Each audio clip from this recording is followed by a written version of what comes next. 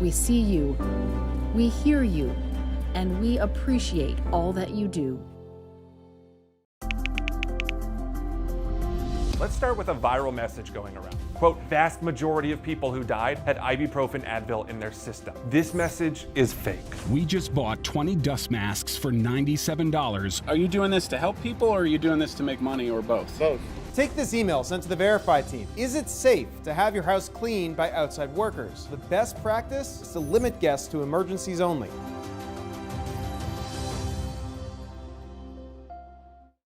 We know things are changing every day, but we're here with you. Continuous COVID-19 coverage during primetime. We're committed to giving you facts, not fear. On 11Alive News Primetime, weeknights from 8 to 11 on WATF. There are everyday actions to help prevent the spread of respiratory diseases. Wash your hands. Avoid close contact with people who are sick. Avoid touching your eyes, nose, and mouth. Stay home when you are sick. Cover your cough or sneeze. Clean and disinfect frequently touched objects with household cleaning spray. For more information, visit cdc.gov/COVID-19. This message brought to you by the National Association of Broadcasters and this station.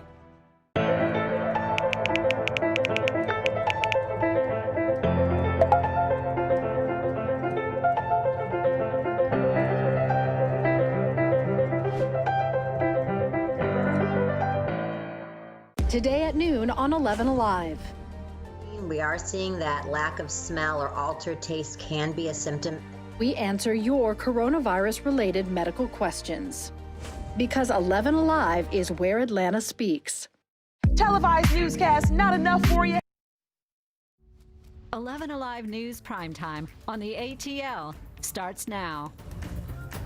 It shouldn't be this difficult to vote. It's simple. I feel like it is very important for us to be able to have our voices heard. The new machines on election day were not working. I want to vote to make this country a better place. I'll wait. I don't care how long it takes. I'll wait in this line. After twice being delayed due to the coronavirus pandemic, finally primary election day and into the night here in Georgia. However, things at some of the polls simply did not go as planned. Our newsroom is flooded with emails, calls, tweets, text, voters reporting issues and irregularities at precincts across the metro. This was a scene earlier today in Cobb County. We saw repeated over and over, people standing, sitting, waiting for the opportunity to have their say in our state's political future. 19 Cobb County precincts stayed open until 8 p.m., just closing after today's voting issues. And other counties following suit. All Fulton County polling places will remain open for another hour until 9 o'clock. Any voter in line at that time will be allowed to vote. Several locations in DeKalb County also staying open late, with Ray Hope Christian Church in Decatur open for another 2 hours until after 10 o'clock. In Gwinnett County, 2 locations stayed open just a few extra minutes because of the earlier problems. And in Douglas, the same situation with 3 polling places staying open past 7. The state telling us it will not release any election results until all precincts in Georgia close. So it may be a late night before we get any of the results in. Well, the issues in Fulton County and DeKalb County so bad that state leaders are calling for an investigation.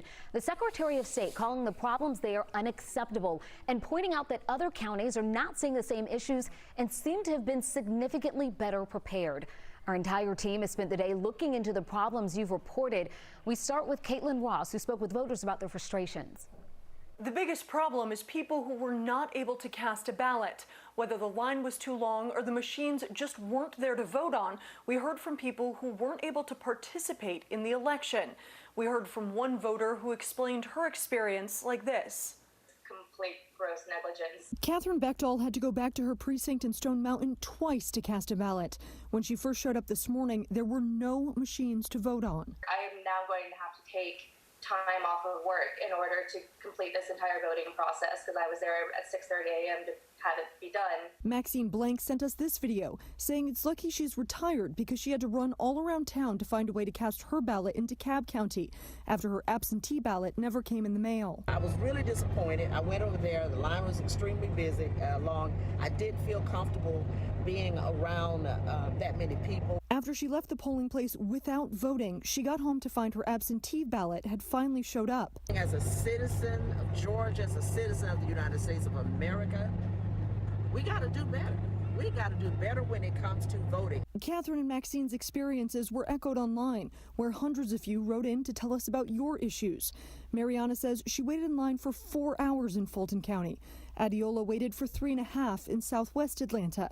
Katie says she finally gave up in Fulton County and left without voting because she couldn't afford to wait.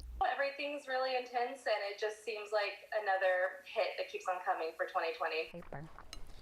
By far, the most complaints that we have received are about voting problems in Fulton County. The complaints ranging from long waits, like we saw at Park Tavern this afternoon, right there at Piedmont Park, across from Grady Stadium. Polling places open late this morning, machines not working. Poll workers didn't seem to know how to work the new machines. They had printer problems, missing some electrical plugs as well. 11Alive's Doug Richards reports from Southeast Atlanta. 53 years I've been voting. I never have seen a line like this in 53 years. Late morning, there were 150 people in line at Atlanta's Southeast Branch Library. Inside, a half dozen of the state's new voting machines were running at a pace slowed by pandemic health guidelines. The wait outside was taking hours. I've been in line since 6 this morning. It's almost 9 a.m. and I have not moved at all. Many of the folks in line had applied weeks ago for absentee ballots, but never got them. I filled out that absentee ballot back here in March. Have not received it yet. What's the problem with that? Fulton's precinct issues were widespread, from Southeast Atlanta to Midtown's Park Tavern and beyond. Fulton's election division all but shut down a few weeks ago with a COVID-19 outbreak, which officials say slowed poll worker training and absentee ballot processing. The system is a joke, and we're not laughing. In Fulton County, election officials have already started counting the absentee ballots. This is video just in from the process underway at the Georgia World Congress Center right now. The state received a record number of absentee ballot requests this year because of COVID-19. This is the first time absentee ballots will be counted before the polls close. Over in DeKalb County, we have heard of similar voting problems throughout the day, although on a smaller scale. Our Joe Hinkie was in Dunwoody today. We received complaints from about 9 polling precincts across DeKalb County. There are concerns with polling machines not working properly. DeKalb County CEO Michael Thurman says the state's new voting machines not working properly led to long waits for voters to cast their ballots this morning. We stopped by Kingsley Elementary School after viewers this morning contacted our newsroom about the long waits. But by midday, voters we talked with said everything went smoothly, despite their concerns before arriving. Because I've heard of, some people having 2-hour waits, etc. We didn't have any wait. I walked right in. There was one person in front of me, and I waited maybe a minute. Voting issues early in the day leading DeKalb, along with Fulton County, to now be under investigation, according to the Secretary of State's office. DeKalb's Board of Election chairman blaming new voting machines. In a statement writing, DeKalb County Voter Registration and Elections Office is experiencing technical issues with the new state-issued voting machines. These issues are being seen statewide and are not isolated to DeKalb County. Secretary of State Brad Raffensperger this morning told us early reports of issues at the polls were the result of County Election Board error, not machine error. It's not the machines. It gets back to training and communicating. We've got the reports that people inserted the cards upside down, and so that it gets back to the employees didn't understand the system. It's unacceptable, and it has no place and should have no place in Georgia's election system. Thurman calls the investigation into DeKalb and Fulton and Raffensperger's comments unacceptable partisan politics. The Secretary of State's office should be working with local election officials across the state to get the process right for our citizens. Well, Secretary Raffensperger also received reports of equipment being delivered to polling locations late or to the wrong locations, which led to delays. But he again pointed to that being an issue with county election boards not preparing for today. The one thing that didn't seem to deter voters was the rain. Samantha Moore, our meteorologist, tracking the storms and showers that have been popping up. Very humid day. You know, in the South, this time of year, when it's this humid, this warm, you know the end result. You know the end result, and yes, it's in part due to that tropical remnant moisture from Cristobal that's up here near Chicago right now. But we're getting that good flow of moisture off the Gulf of Mexico, and that's fueling a lot of these thunderstorms here. You can see all the lightning we've had throughout the afternoon and the evening as these moved from the southwest to the northeast. So still some heavy downpours out there at this hour, especially from North Fulton, stretching on up through Big Creek and up to the north at this hour. Heavier downpours, but not as much lightning as we saw. In fact, not a single strike in the past 15 minutes now, so that's down from where we were at around 40 last hour every 15 minutes. So we're still going to continue to see more of this shower activity throughout the evening. There's still some activity down here in the Grange, and it will be moving up 85 as we head into the evening hours. So it's a pretty broad area of moisture still coming in off the Gulf, and it did fuel those thunderstorms today. Look at those black clouds as they move through. This is a time lapse from the Braves ballpark looking to the north here. And tomorrow, as a frontal system approaches, that will add even a little more lift to the atmosphere, and that means we could end up seeing a more of a chance for severe storms. We have a marginal risk, level 1 out of 5 levels, and that means isolated severe storms are possible as we head through the day tomorrow. So coming up, we'll go hour by hour and let you know when you can expect the worst of these storms. All right, Sam, thank you. Fewer problems reported in Gwinnett County today, but they didn't get off to the best start either in terms of election day. And the first people that were in line there, some of them had to wait 90 minutes before they could begin voting. One viewer told us the machines didn't arrive this morning, which caused a setback. Gwinnett County officials confirmed some polling locations opened without equipment. We're told every voter did get to cast an emergency ballot. The Board of Elections saying that those votes will be counted just like any other ballot. We did speak with a few people earlier about their frustrations. We really didn't have an idea of why the new machines on election day were not working, and they didn't seem to know what to do either.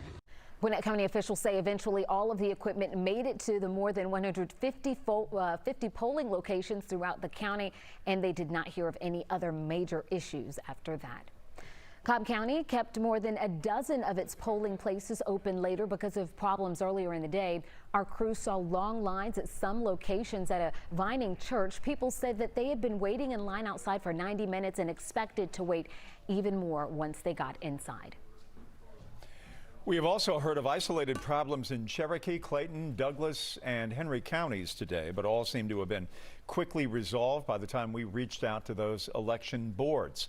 You can also follow our Election Live blog to see all the very latest information, including reports about voting problems across the metro. Look for it on the 11Alive app. And don't forget, we are streaming right now on our 11Alive YouTube channel. You can subscribe and get in on the conversation in the community section. There's more 11Alive news in primetime after the break.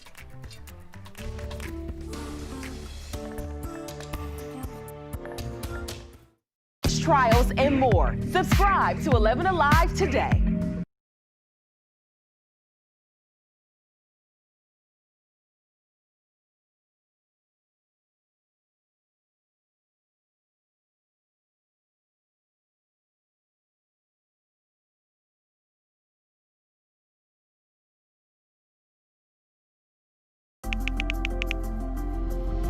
Let's start with a viral message going around. Quote, vast majority of people who died had ibuprofen Advil in their system. This message is fake. We just bought 20 dust masks for $97. Are you doing this to help people, or are you doing this to make money, or both? Both. Take this email sent to the Verify team. Is it safe to have your house cleaned by outside workers? The best practice is to limit guests to emergencies only.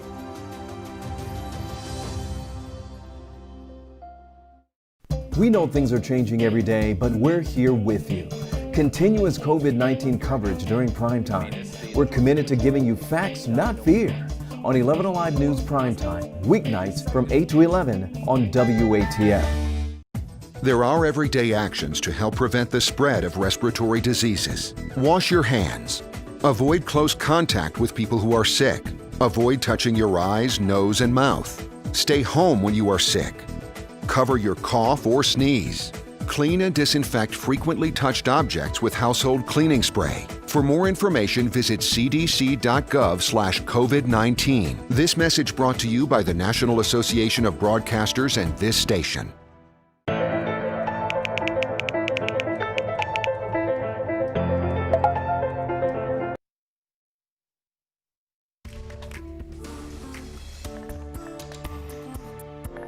We've received a lot of emails from people about voting issues at polling locations in several counties. Cobb, Clayton, DeKalb, Fulton, to name a few. Multiple counties extended voting until later in the night.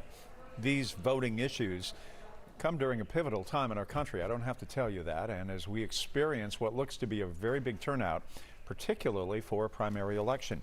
Joining me right now to talk about what impact this could have is Emory political science professor Dr. Andra Gillespie and 11Alive political analyst Mike Hassinger. I want to thank both of you for joining us. Give us the overview, the takeaway from what has occurred from both of your vantage points about the problems with voting today, whether it's procedural, whether it's political, or whether it's just incompetence. So fingers are all pointing in different directions depending on what your perspective is. Dr. Gillespie, would you begin with that? So I think the recriminations are political, but I think the problems could be born out of a lack of familiarity with the system.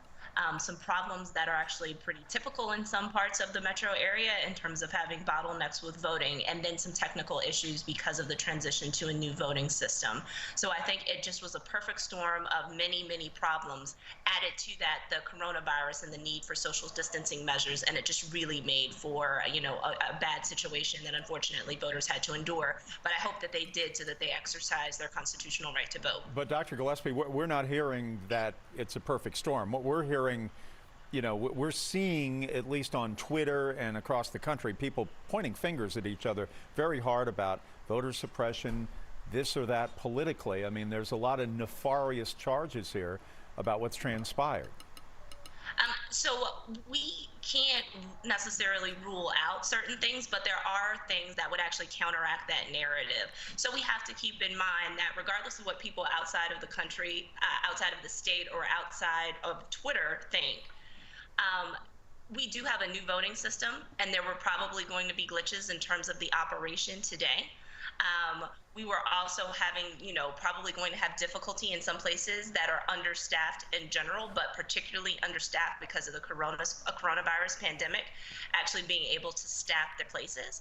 I think some of the problems and the questions will be, could these problems have been anticipated? Could you plan ahead of time and make sure that you don't have these problems? And was there any fix in to kind of be sloppy about how you execute today?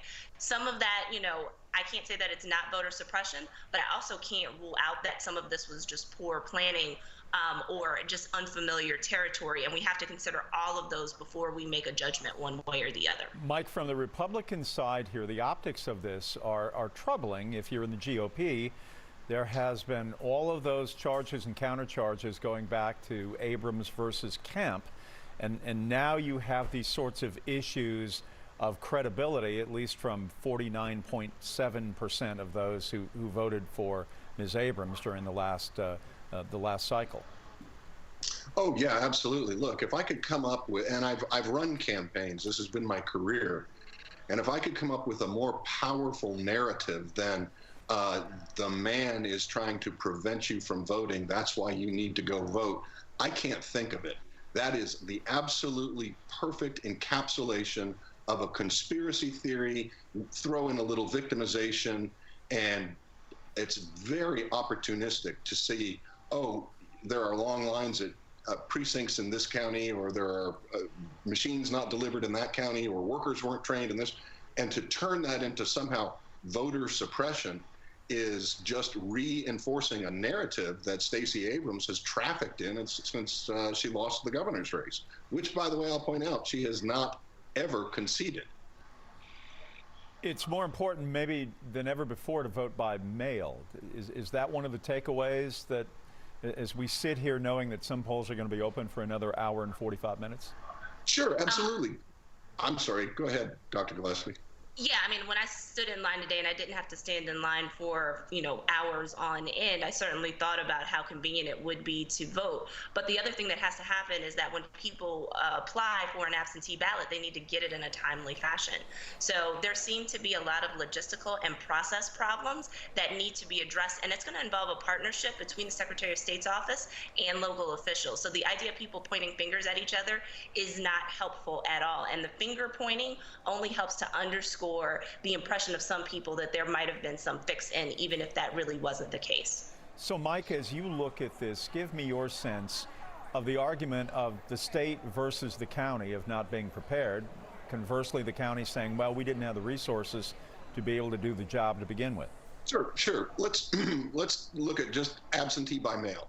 The Secretary of State's office mailed out 6.9 million absentee ballot request forms. That's to every registered voter in Georgia, no matter where they live. Everybody should have had one if the post office was working well. Now, if the post office wasn't working well and they didn't get a ballot request form, well, then that's not on Secretary Raffensperger, that's on the post office. Fulton County was hit by a coronavirus infection, including a coronavirus death, in their elections office. And they shut down that office to disinfect, and they were obviously 2 workers shy in processing absentee ballot request forms. Turnout in 2016's primary in Georgia was about 550,000 ballots cast. We're at 1 million as of June 4th. And so we've essentially doubled the rate of voting. We're having to do it in a new way with a new voting machine, which, by the way, a shout out to my 82-year-old mother who called me up overjoyed at how easy it was to use. And we're seeing processes that are getting, as Dr. Gillespie said, ironed out. But it can't be a conspiracy unless it's politically advantageous to call it a conspiracy or to call it voter suppression. And as she said, and I agree, that is just not helpful. It undermines people's faith in the system. Your mother probably voted for, her first vote would have been for President Eisenhower, I would guess then. No, she was a citizen then. Okay. All right, guys, thank you. We appreciate it. We'll check in with you a little bit later. Our live blog is covering voting issues from all over the metro today with the most up-to-date information. If you had problems voting today, we want to hear about it. Email at us at whereatlspeaks@11alive.com. All right, we'll take a break. We're back right after this.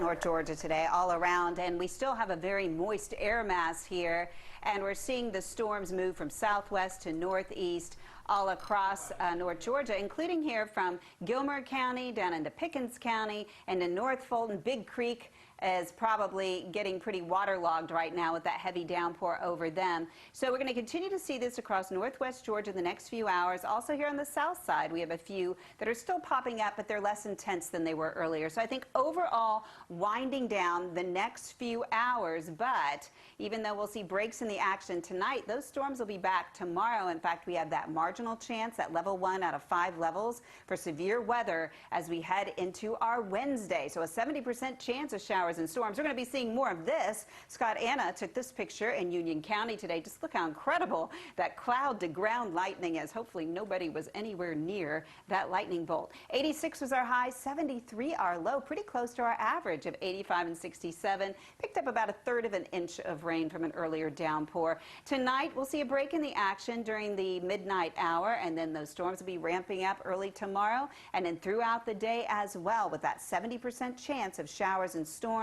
The winds will be the main problem here, but the good thing is there's a front that's going to sweep out the moisture. So our dew points have been in the 70s. Those dew points are going to be dropping down for the end of the week and into the beginning of the weekend. It's going to feel so much more comfortable. So as far as the storms that are out there right now, they're going to continue to move from the southwest to the northeast overnight. So by around 10 o'clock, 11 o'clock, we should see things winding down during the overnight hours. That we'll still have a few showers to start tomorrow if you're out and you do have that morning commute. You'll be driving into some of this rain in the morning. Then they start picking up in intensity. So by lunchtime, we'll probably see some of those thunderstorms, some of which could be severe with those heavy downpours, frequent lightning, gusty damaging winds, and we'll see them become more organized during the late afternoon. This is 4 o'clock.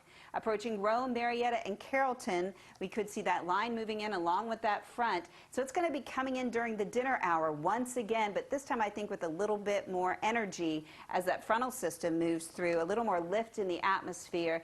And then behind it, we'll see things improving. So overnight, Wednesday night into Thursday, we're going to wake up to a much drier day on Thursday with those northerly winds. It's going to feel so much better. The temperatures really aren't dropping that much. We're going to stay around average, but the dry air is going to make all the difference in the world. So one more day of the storms around on Wednesday, 70% chance. Then we dry it out and we see plenty of sunshine and seasonal temps clear through the weekend. Doing this to make money or both? Both. Take this email sent to the Verify team. Is it safe to have your house cleaned by outside workers? The best practice is to limit guests to emergencies only.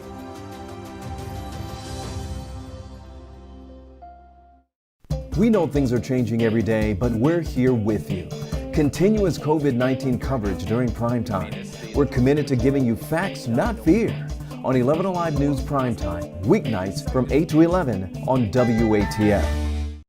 There are everyday actions to help prevent the spread of respiratory diseases. Wash your hands. Avoid close contact with people who are sick. Avoid touching your eyes, nose, and mouth. Stay home when you are sick. Cover your cough or sneeze. Clean and disinfect frequently touched objects with household cleaning spray. For more information, visit cdc.gov/COVID-19. This message brought to you by the National Association of Broadcasters and this station.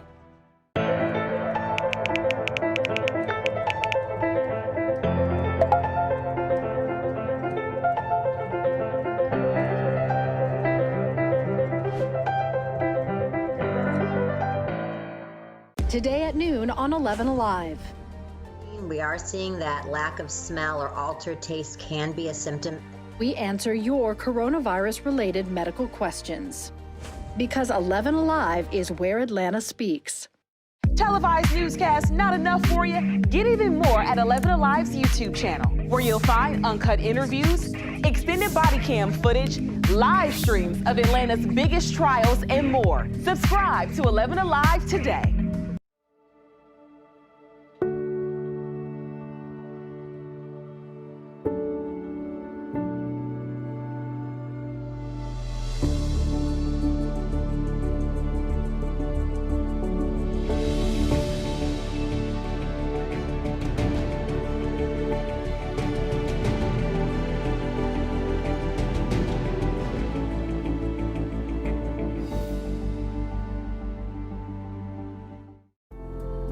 In times of great uncertainty, some things become more clear. The things we take for granted, the people we depend on daily. Here at 11Alive, we'd like to say thank you, first responders. Voters headed out to the polls even under the threat of COVID-19. Polling locations putting in new restrictions like socially distanced lines and hand sanitizer.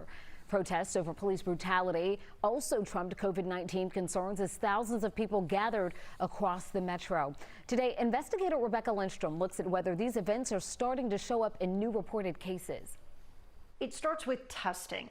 We don't have good enough data to give you a week-by-week comparison because remember, up until May 27th, the state was lumping serology or antibody tests in with the active COVID-19 test results. What I can tell you is that in the past week, we have seen more than 9,000 people on average get back their test results each day. And since I spent time covering the protests last weekend, I contacted my county health department and got an appointment for a free test last Friday. Within 24 hours, I was able to log in online to get my results, and I'm happy to say it was negative. More good news, the experience showed me that the process is definitely getting smoother and faster. As for new cases, that we can compare. We had on average 622 new COVID-19 cases reported every day this past week. The week prior, we had 509 new cases. Right now, our chart looks like a never-ending wavy roller coaster. And on Monday, for the first time in more than a week, we saw the number of people being treated for COVID-19 at the hospital increase. It went up again today with 108 new patients reported in the past 24 hours. Of course, we're keeping a close eye on the impact to the Black community because right now, Blacks make up about the same number of COVID-19 positive cases as whites, while only representing a third of our state's population. And what's also troubling is the number of cases marked as unknown. The state says it has no racial information for nearly a third of our COVID-19 cases. Biggest trials and more. Subscribe to 11Alive today.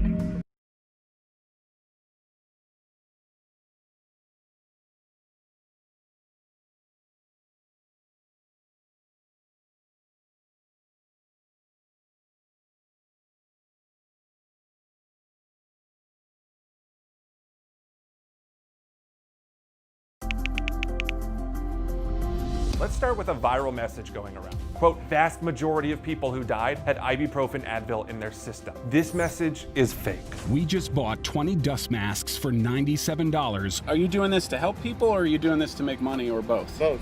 Take this email sent to the Verify team. Is it safe to have your house cleaned by outside workers? The best practice is to limit guests to emergencies only.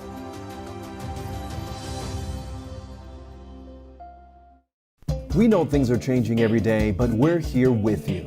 Continuous COVID-19 coverage during primetime. We're committed to giving you facts, not fear. On 11Alive News Primetime, weeknights from 8 to 11 on WATF. There are everyday actions to help prevent the spread of respiratory diseases. Wash your hands. Avoid close contact with people who are sick. Avoid touching your eyes, nose, and mouth. Stay home when you are sick. Cover your cough or sneeze. Clean and disinfect frequently touched objects with household cleaning spray. For more information, visit cdc.gov/COVID-19. This message brought to you by the National Association of Broadcasters and this station.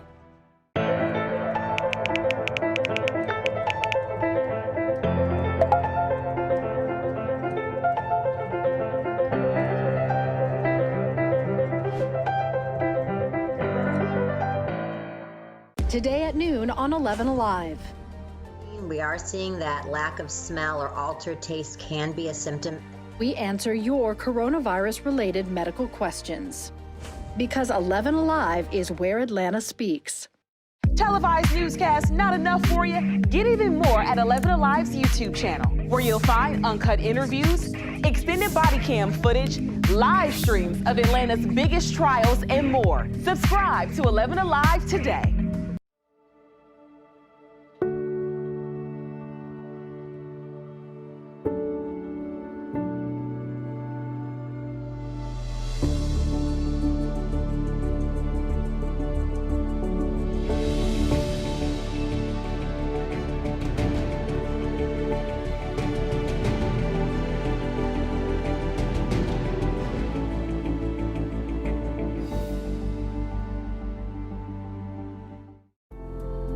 In times of great uncertainty, some things become more clear.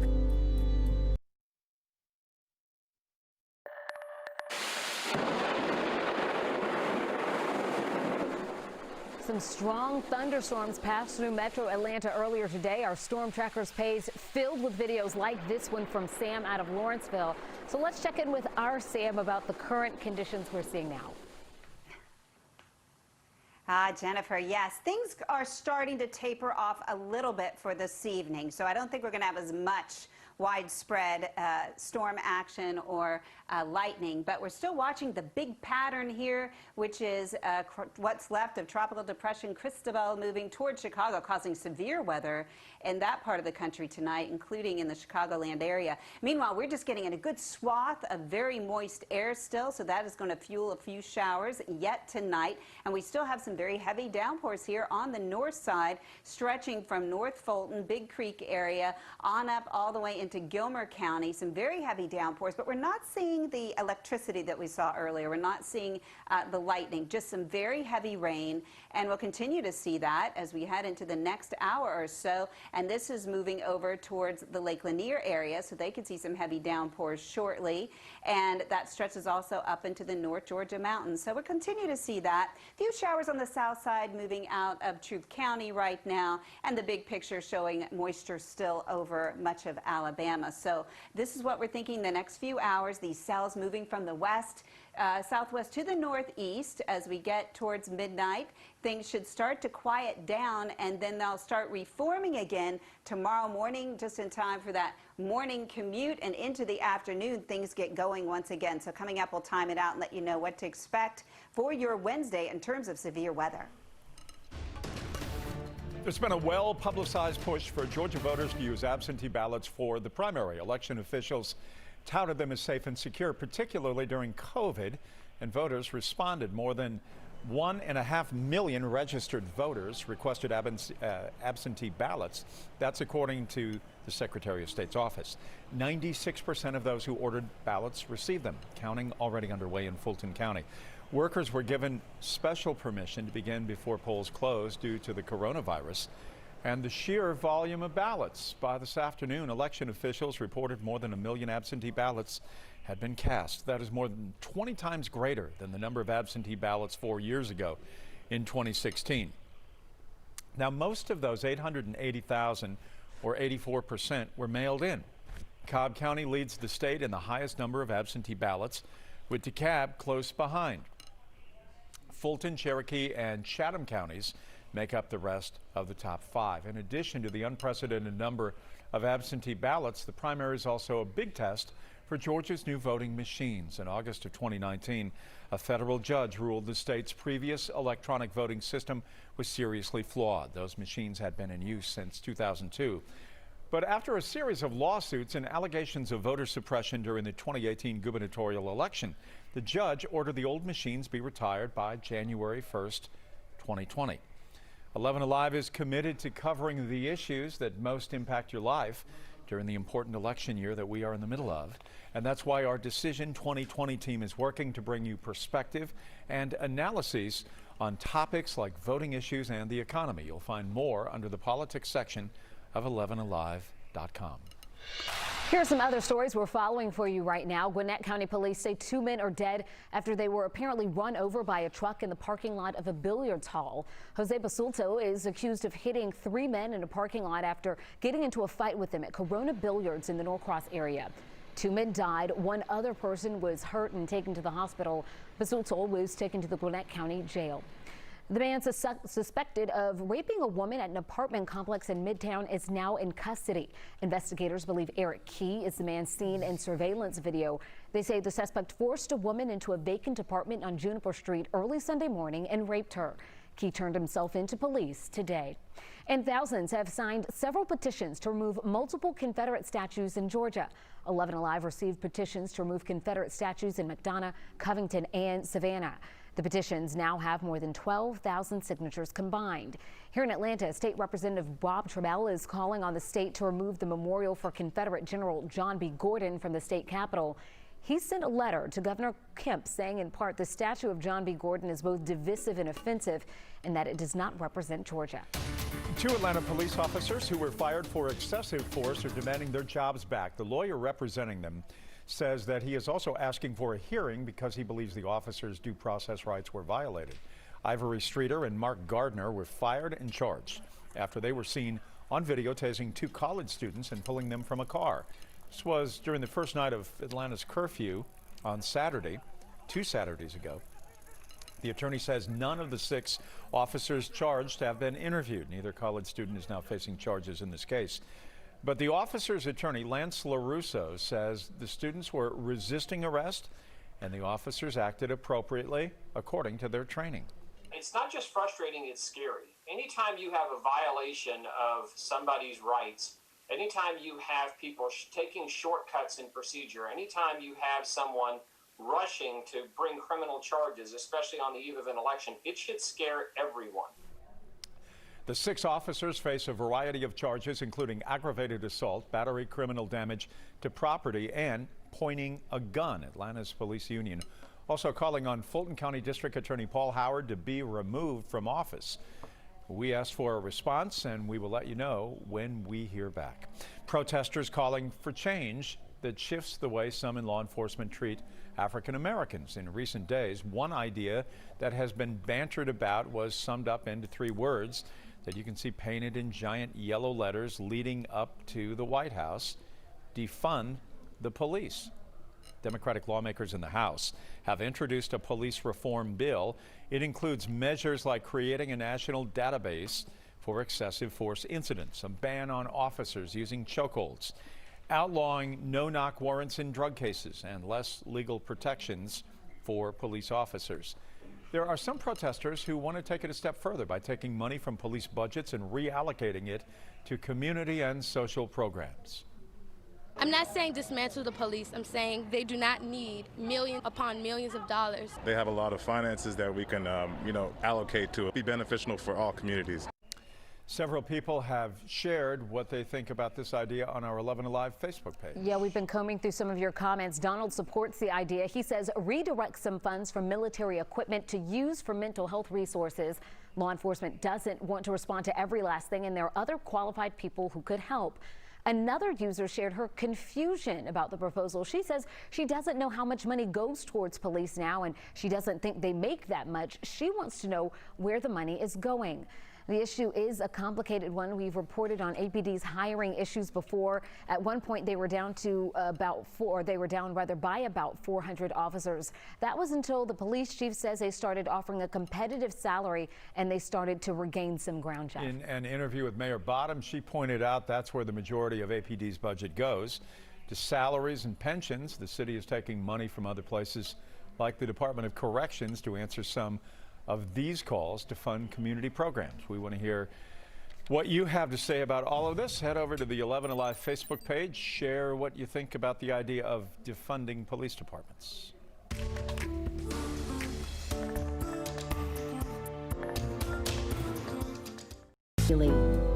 Here at 11Alive, we'd like to say thank you. First responders, medical staff, sanitation workers, truck drivers, postal workers, and every brave Georgian doing their part to make a difference. We see you, we hear you, and we appreciate all that you do. Let's start with a viral message going around. Quote, vast majority of people who died had ibuprofen Advil in their system. This message is fake. We just bought 20 dust masks for $97. Are you doing this to help people, or are you doing this to make money, or both? Both. Take this email sent to the Verify team. Is it safe to have your house cleaned by outside workers? The best practice is to limit guests to emergencies only.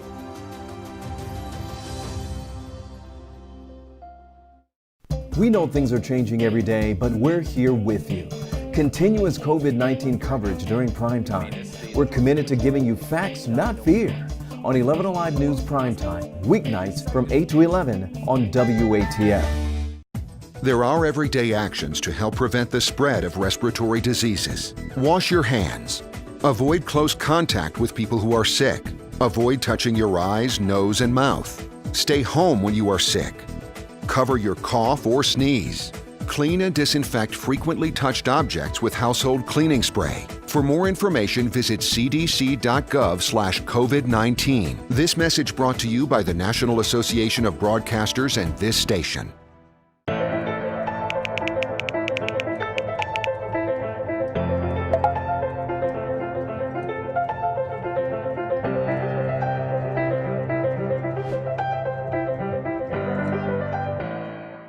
Today at noon on 11Alive. We are seeing that lack of smell or altered taste can be a symptom. We answer live is where Atlanta speaks. Televised newscasts not enough for you? Get even more at 11Alive's YouTube channel, where you'll find uncut interviews, extended body cam footage, live streams of Atlanta's biggest trials, and more. Subscribe to 11Alive today.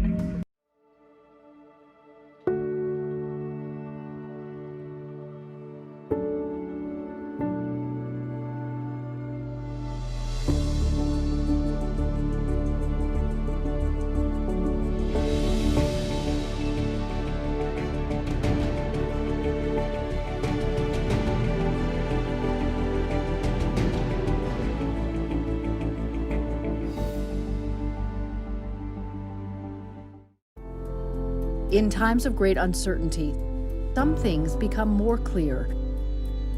The things we take for granted, the people we depend on.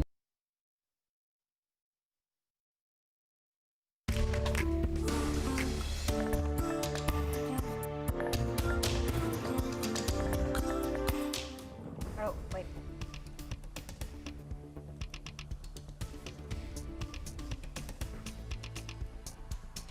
Okay, everyone, we're talking about the heat and the humidity. Sorry about this little snafu, just trying to get this all nice and lined up perfectly for you. But you can see all the orange and all the red on the map, and that is showing the heat and humidity that is around. Hello, everybody. I'm meteorologist Samantha Moore. We're talking about that humidity because it's fueling our thunderstorms out here tonight, and you can see all that moisture that's working its way in off of the Gulf of Mexico. So heavy downpours are here across the Big Creek area, stretching up to the north and over towards Gilmer County right now. So we're still seeing the rain come down here, not the lightning we saw earlier, and the winds are starting to subside a bit. But as we head into the overnight hours, even though things will start to quiet down, they will be back at us again tomorrow. Still a few scattered showers here on the south side as well.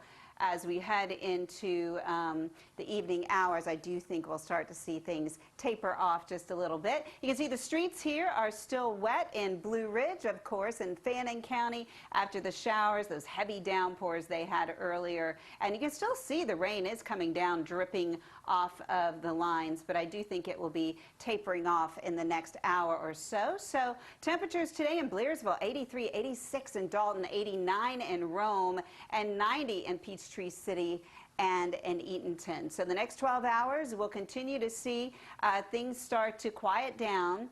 And then we'll see those storms coming back at us early in the morning tomorrow. So for the morning commute, we'll likely have a few showers and thunderstorms, and then they'll be on the increase throughout the afternoon and evening. And we do have that marginal chance for severe storms. And then look what's heading our way. Orange is good. Orange is dry air. So once we get this moisture out of here, we'll end up seeing that dry air move in. And that's going to make it look a lot more comfortable, feel a lot more comfortable once we get that dry air Wednesday, Thursday, Friday, and into the weekend. It's going to be setting us up nicely for a beautiful weekend in store. So we're looking at those downpours in North Georgia right now, still some on the south side too. So the next few hours we'll continue to track those as they move to the east. We're not expecting to see a lot of lightning out of this now that things have quieted down just a bit, but still some heavy downpours are possible. And then tomorrow morning, this is 7 a.m. Notice the showers that are around here, the scattered showers that are here with heavy embedded downpours from Blairsville into Gainesville, Duluth, Canton into Marietta and Carrollton. That's at noon, so that's right when you're having your lunch. Be expecting to run into a downpour or two if you happen to be out. And then a frontal system moves through during the afternoon and evening through Alabama and then through here around dinner time. So that's going to enhance some of our thunderstorm development around 6 to 7 o'clock in the evening. I think we'll see the most action here as that frontal system approaches. And then once we get into the late evening, we'll notice those drier winds starting to blow out of the north. That'll drop our moisture down. The storms will be out of here for a few days, and we'll see a nice dry pattern setting up for the rest of the week. So Thursday, Friday, Saturday, Sunday looking really good. So we just need to get through tomorrow where we still have that level 1 out of 5 levels as far as severe risk, and that's mainly going to be the gusty winds as well as the frequent lightning with some of these isolated severe storms that could pop mainly during the afternoon and evening. So here's a look at your 7-day forecast, a 70% chance on our Wednesday. We'll see things dry out on our Thursday, Friday, Saturday, and Sunday. Plenty of sunshine in store for us, and it looks like that pattern could hold off or could hold on to the beginning of next week. So nicer weather ahead. A once-fired judge says her past makes her an ideal candidate to get back to the bench. Her pitch for redemption next. Is Where Atlanta Speaks. Televised newscasts not enough for you? Get even more at 11Alive's YouTube channel, where you'll find uncut interviews, extended body cam footage, live streams of Atlanta's biggest trials, and more. Subscribe to 11Alive today.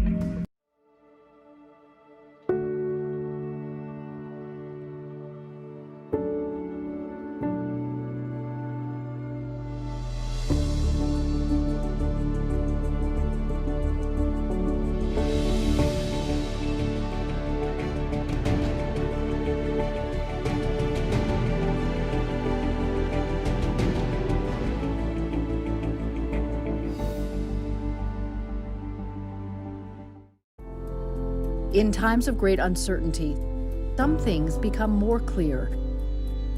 The things we take for granted, the people we depend on daily. Here at 11Alive, we'd like to say thank you. First responders, medical staff, sanitation workers, truck drivers, postal workers, and every brave Georgian doing their part to make a difference. We see you, we hear you, and we appreciate all that you do. Let's start with a viral message going around. Quote, vast majority of people who died had ibuprofen Advil in their system. This message is fake. We just bought 20 dust masks for $97. Are you doing this to help people or are you doing this to make money or both? Both. Take this email sent to the Verify team. Is it safe to have your house cleaned by outside workers? The best practice is to limit guests to emergencies only.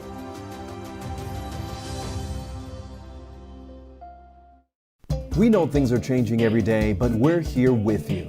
Continuous COVID-19 coverage during primetime. We're committed to giving you facts, not fear. On 11Alive News Primetime, weeknights from 8 to 11 on WATF. There are everyday actions to help prevent the spread of respiratory diseases. Wash your hands. Avoid close contact with people who are sick. Avoid touching your eyes, nose, and mouth. Stay home when you are sick. Cover your cough or sneeze. Clean and disinfect frequently touched objects with household cleaning spray. For more information, visit cdc.gov/COVID-19. This message brought to you by the National Association of Broadcasters and this station.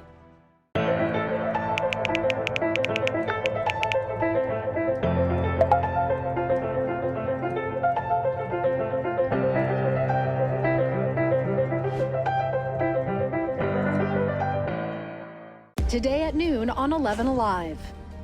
We are seeing that lack of smell or altered taste can be a symptom. We answer your coronavirus-related medical questions. Because 11Alive.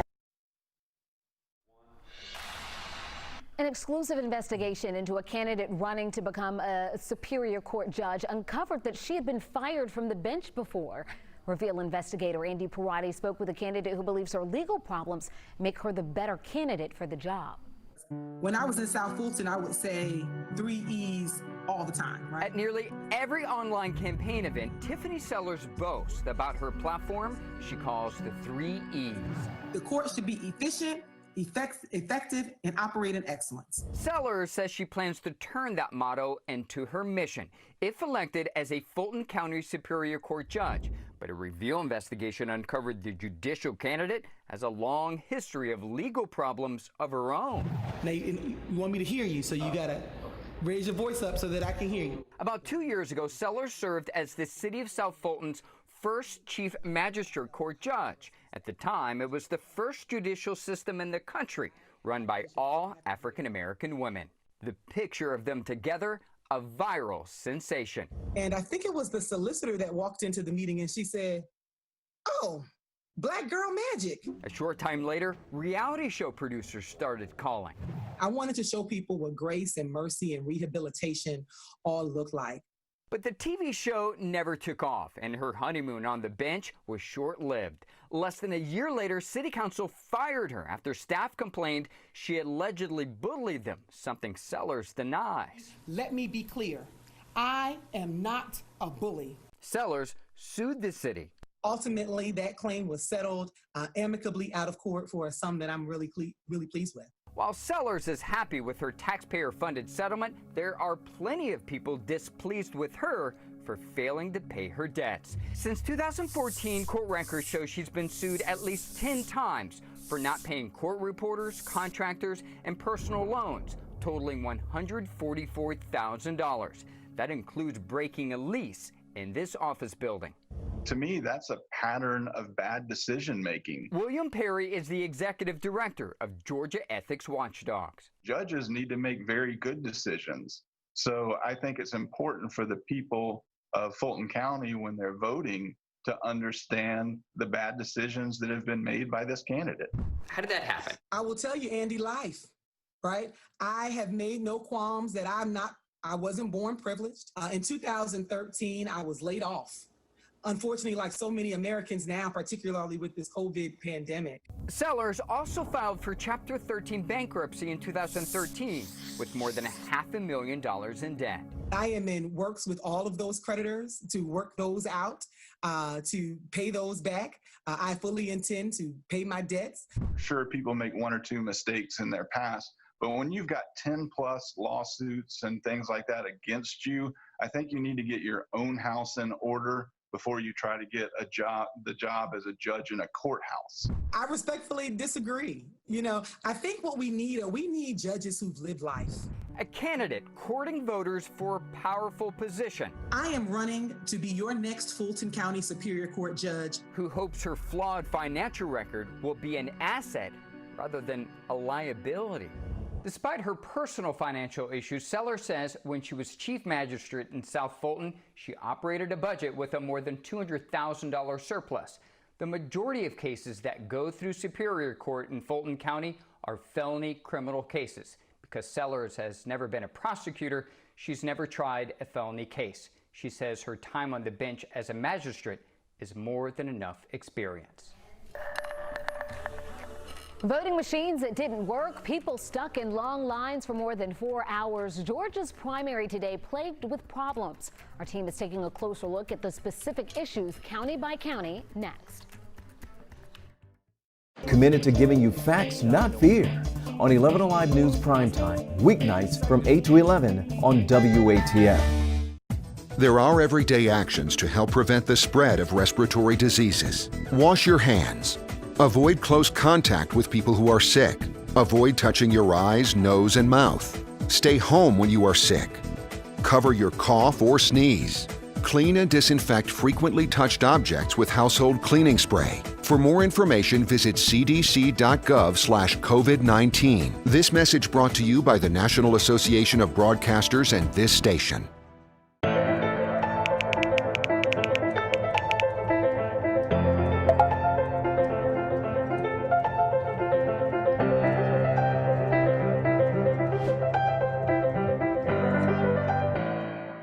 Today at noon on 11Alive. We are seeing that lack of smell or altered taste can be a symptom. We answer your coronavirus-related medical questions. Because 11Alive is where Atlanta speaks. Televised newscasts not enough for you? Get even more at 11Alive's YouTube channel, where you'll find uncut interviews, extended body cam footage, live streams of Atlanta's biggest trials, and more. Subscribe to 11Alive today.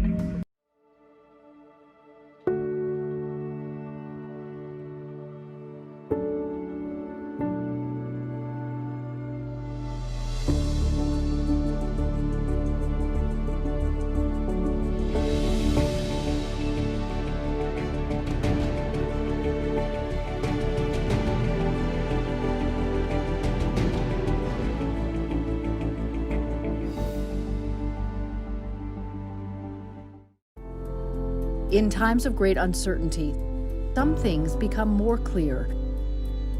The things we take for granted, the people we depend on daily. Here at 11Alive, we'd like to say thank you. First responders, medical staff, sanitation workers, truck drivers, postal workers, and every brave Georgian doing their part to make a difference. We see you, we hear you, and we appreciate all that you do. Let's start with a viral message going around. Quote, vast majority of people who died had ibuprofen Advil in their system. This message is fake. We just bought 20 dust masks for $97. Are you doing this to help people or are you doing this to make money or both? Both. Take this email sent to the Verify team. Is it safe to have your house cleaned by outside workers? Matt Ryan of the Falcons says he can no longer stay silent. In the past, he's always focused on football, but now Alex Glaze tells us how Ryan speaking up when it comes to racial injustice. The George Floyd video, that was incredibly tough to watch. After watching the George Floyd video, talking with friends and teammates, and listening to the frustration people close to him are feeling, Matt Ryan decided to take action. For whatever reason, it felt like the right time. Ryan said that up to this point, he didn't feel like he was doing enough. Part of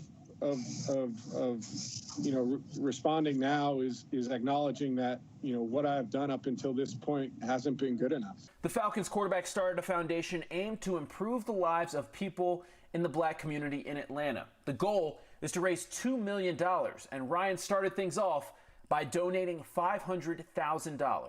Ryan started the foundation 4 days ago, and already over $1 million have been raised. I'm committed to trying to do the best job that I can with this and make the biggest impact that we can make. I'm overwhelmed by everybody's generosity and commitment to wanting to make change. Ryan is also committed to making a big change in the locker room and on the football field as well. Colin Kaepernick brought this conversation to light in 2016 and suffered backlash because of it. He's yet to work in the NFL since. Matt Ryan thinks it's time for that to change. His protest is being heard at this point. It might have taken too long, and but I think he should have every opportunity to have a job and to have a spot in this league. 11Alive News Primetime on the ATL starts now.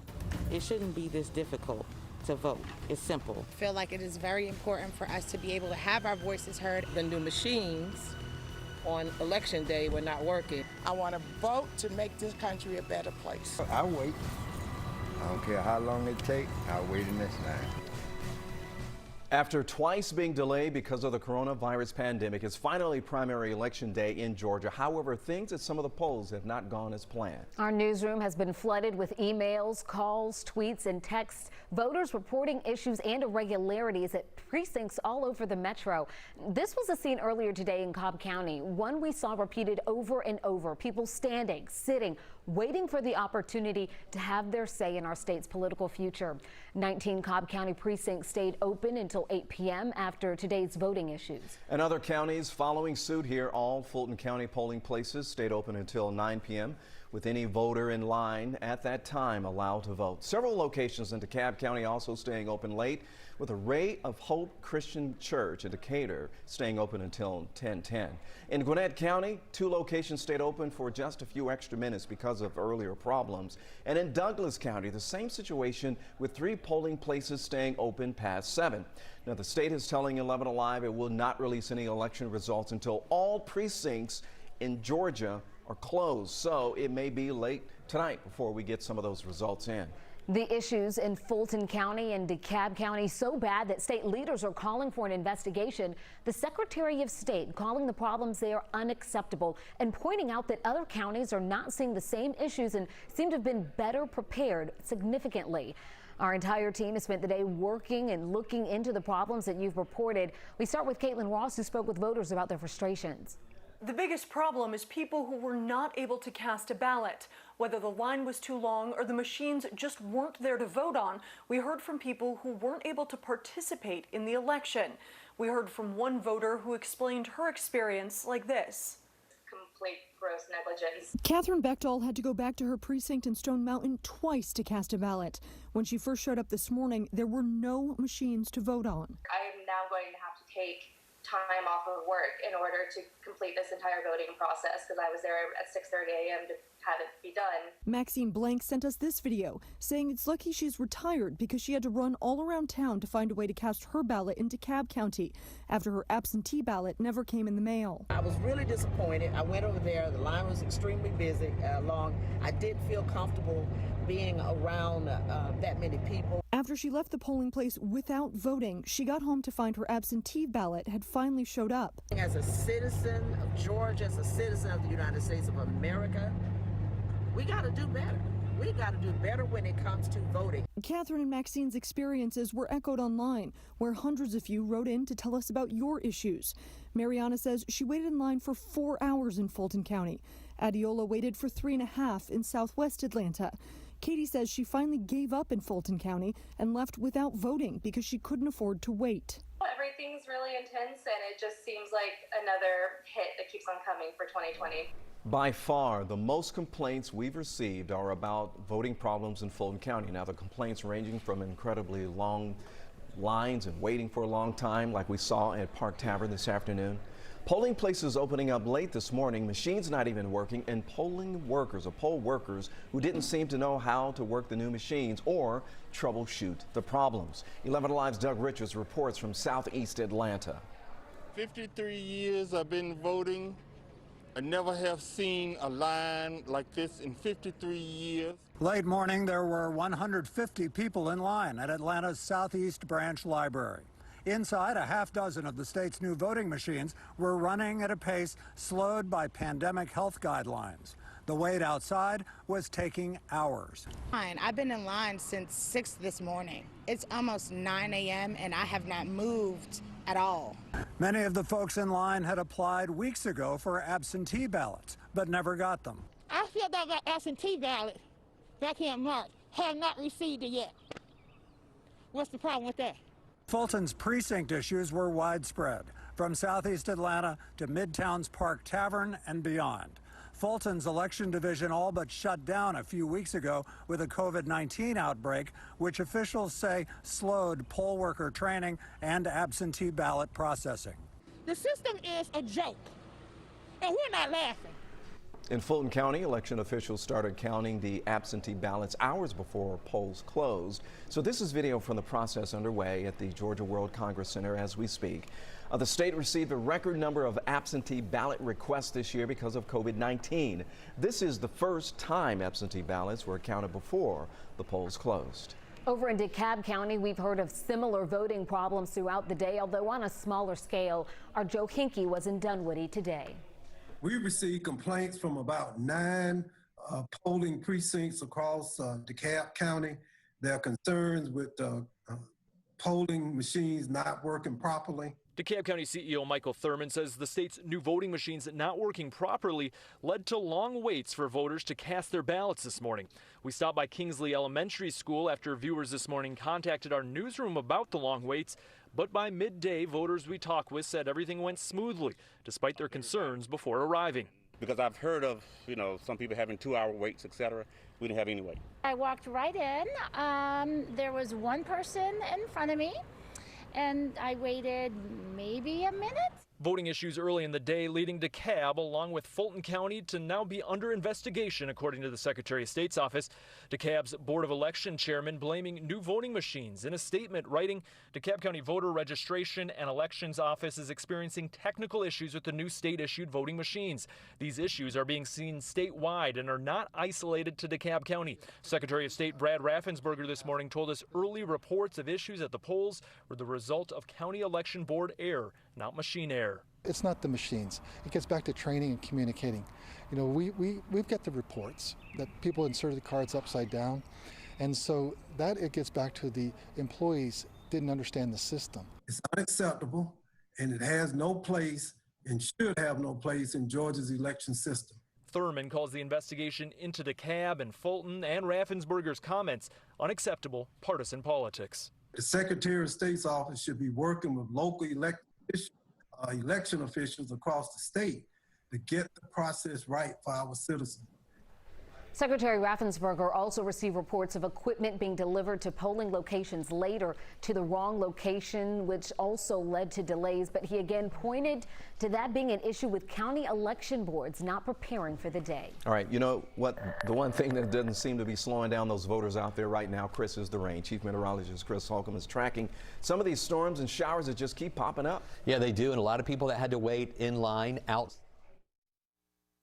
ended up having to wait around in some rain and even some thunder and lightning. So I'm hoping those people were able to get inside to take cover. Things are starting to calm down a little bit tonight. You see my phone right here on your screen. I'm doing a Facebook Live. We have a little more than 200 people on Facebook Live right now talking about the rain and what they went through today and dealing with the rain outside. So we are calming down a little bit here in Atlanta. You can see a little bit of light rain here with us right now. Some breaks in the metro Atlanta area, but still just a couple of those light showers, a lot lighter than it was earlier when this system moved through. And here's what's left of some of that heavy rain that came through North Fulton into Cherokee County, parts of Forsyth County, where we had some thunder and lightning earlier.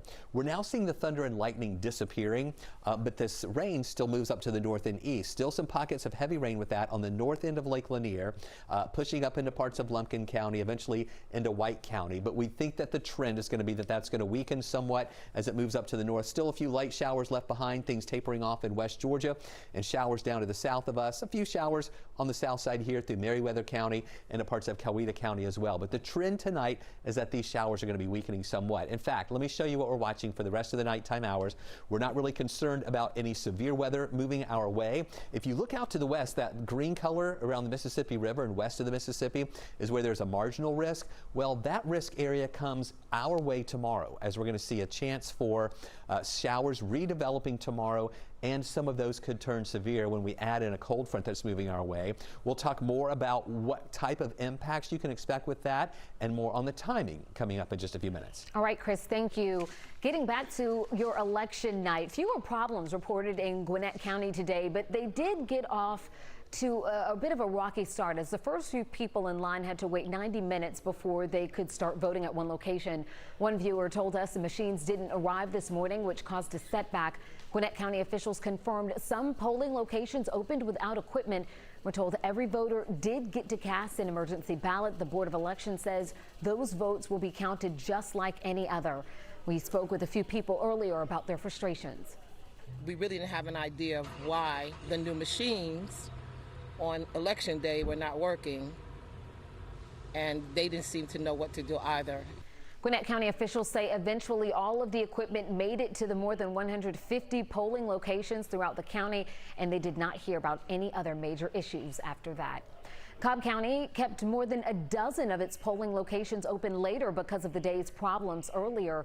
Our crew saw long lines at polling places at one Vinings church. People say they had been waiting in line outside for 90 minutes and expected to wait even more once they got inside. And you know what, J-Bell, we also heard of some isolated problems in Cherokee, Clayton, Douglas, and Henry counties today, but all appear to be quickly resolved by the time we reached out to those election boards. By the way, folks, you can also follow our Election Live blog to see all the latest information, including reports about voting problems across the metro. Look it up on the 11Alive app. And don't forget, we are streaming right now on the 11Alive YouTube channel. You can always subscribe, join the conversation in our community section. There's more 11Alive News Primetime after this.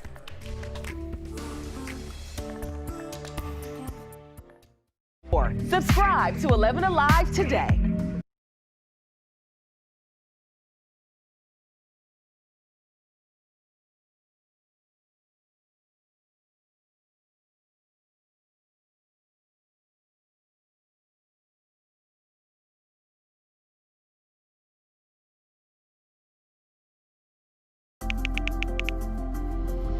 Let's start with a viral message going around. Quote, vast majority of people who died had ibuprofen Advil in their system. This message is fake. We just bought 20 dust masks for $97. Are you doing this to help people, or are you doing this to make money, or both? Both. Take this email sent to the Verify team. Is it safe to have your house cleaned by outside workers? The best practice is to limit guests to emergencies only.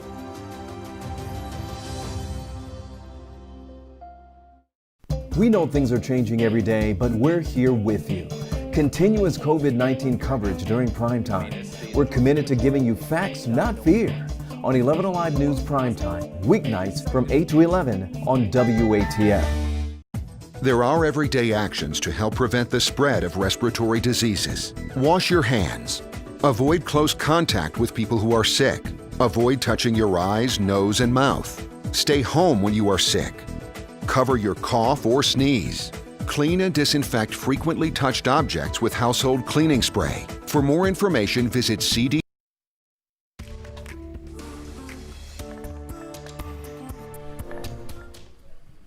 Well, the problems at the Georgia polls today gaining attention from Joe Biden, who clinched the Democratic nomination in Georgia tonight. His team sharing a statement reading in part, what we see today in Georgia, from significant issues with voting machines to breakdowns in delivery of ballots of voters who requested to vote absentee are a threat to those values and completely unacceptable.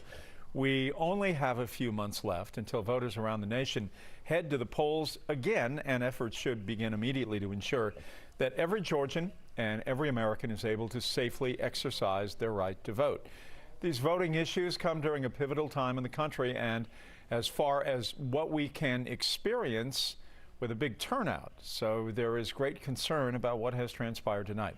Joining me to talk about what impact this could have is Emory political science professor Dr. Andrea Gillespie and 11Alive political analyst Mike Hassinger. I want to thank both of you for being with us tonight. This has been described as a perfect storm of issues, Dr. Gillespie. We're having some problems with Mike's live shot right now. Let's begin with you, Dr. Gillespie. This perfect storm of a lot of finger pointing tonight of the state versus local government, Democrats versus Republicans. Well, there's the process problem, and then there's the political problem that results of this. This is the first election where everybody in the state is using the new voting system, and so there were probably going to be some kinks in the system that would need to be worked out. But when you compound this with robust turnout, when you compound this with the coronavirus epidemic, and you compound this with the idea that the pandemic actually affected staffing in some county offices, particularly in Fulton County, where they had an elections official die, right? There were just all of these problems that kind of come together that actually make the process much more harder to execute. And so this is sort of a sign of what needs to happen in November and about what needs to be corrected. And I think the best approach is to figure out how to address the logistical and the tactical problems so that in November, nobody is accusing you of actually being sloppy to the point that it might actually discourage certain people from voting. I'm not willing to say yet that this was sort of politically motivated to do a bad job at execution, but if it happens again, it looks like that there's a certain level of callous indifference that could actually end up being really harmful to one's ability to be able to exercise their franchise. And Mike, when there is a problem with a vote, you always look at the Secretary of State, whether that's fair or not. To make a sporting analogy, it's a little bit like a quarterback. You either win or you lose. There's no in between. And tonight, Brad Raffensperger is a man who is catching a lot of heat around the country. Yeah, he is, but I think all of that heat misses a fundamental point. This is a primary election. 0 partisan offices will be decided tonight or whenever we get the results in Georgia, period. What would be the possible point of suppressing the vote during a primary? In Georgia, it's a nominating process for the political parties. There's no advantage to Republicans in suppressing Republican votes. There's no advantage to Democrats in suppressing Democrat votes. I agree with Dr. Gillespie. This is absolutely procedural kinks for a new system in an unprecedented time of pandemic, and several tactical decisions which can be understood but have turned out to be unfortunate. I'll point quickly to the Park Tavern precinct. Most precincts in Georgia are set up to handle between 2,500 and 3,000 voters. Park Tavern's supposed to process 16,000 voters today. Now, if everything else wasn't happening, it would still result in long lines. And that's not a partisan issue. That's not a Democrat or a Republican issue. It's a decision made by the Fulton County Elections Board that has turned out to result in some inefficiencies. It's not a conspiracy, and anyone who's trying to point to one person who was at fault just doesn't understand how Georgia elections work. Dr. Gillespie, the narrative of this may not match the facts, but given the timing of the social protests to try to end institutional racism in the United States, most notably in police departments around the country, the timing of this is a very difficult thing for the state of Georgia. It's really difficult, and unfortunately, it really is the manifestation of distrust that was sown during the 2018 election and earlier. So if there hadn't been problems with removing people from denying people's voter registration applications behind exact match, if there hadn't been attempts to disqualify absentee ballots in 2018 based on signature matches, if polling places hadn't been consolidated across the state as a result of Shelby County versus Holder, There are all of these things that actually could have a negative impact, or could have been intended to have a negative impact on a person's likelihood of turning out to vote. If those hadn't happened before, it wouldn't have sown the seeds of mistrust that would actually make people look suspiciously on the events that happened today. And so I think this is just an important lesson that if we want people to have trust in the system, we have to operate in integrity and with the appearance of integrity at all times. Otherwise, we should expect that people are going to question our motives behind operations, even if the answer to like why things go wrong is just this is a new system, people are unfamiliar, or people are incompetent. Mike, maybe we come out of this understanding that voting by mail becomes much more important and something that that truly is a headline out of what has happened today and tonight. Voting by mail has always been an option.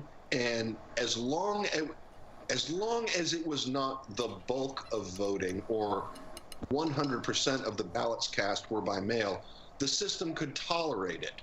The post office could process the application requests, or the ballots being sent out, or the ballots being sent back. People could figure out how to vote by mail. It's not quite the same thing.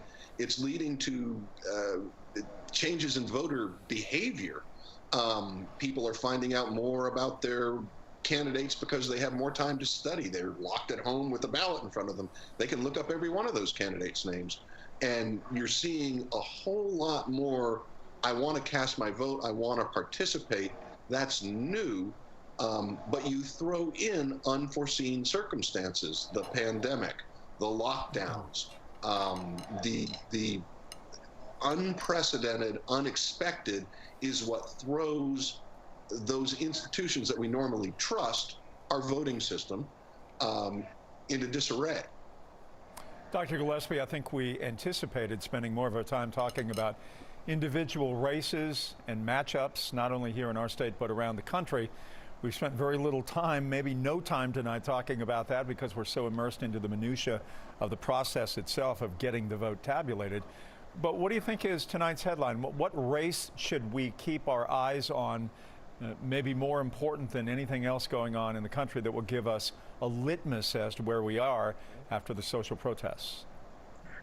So, this primary is a really hard place to see that. But if there is any place where we may see that, it could be looking at what the Republican primary looks like in the 7th Congressional District. So in particular, Rick McCormick, who has the endorsement of President Trump, if he does well in this primary, it would suggest the extent to which Republicans are continuing to rally around President Trump.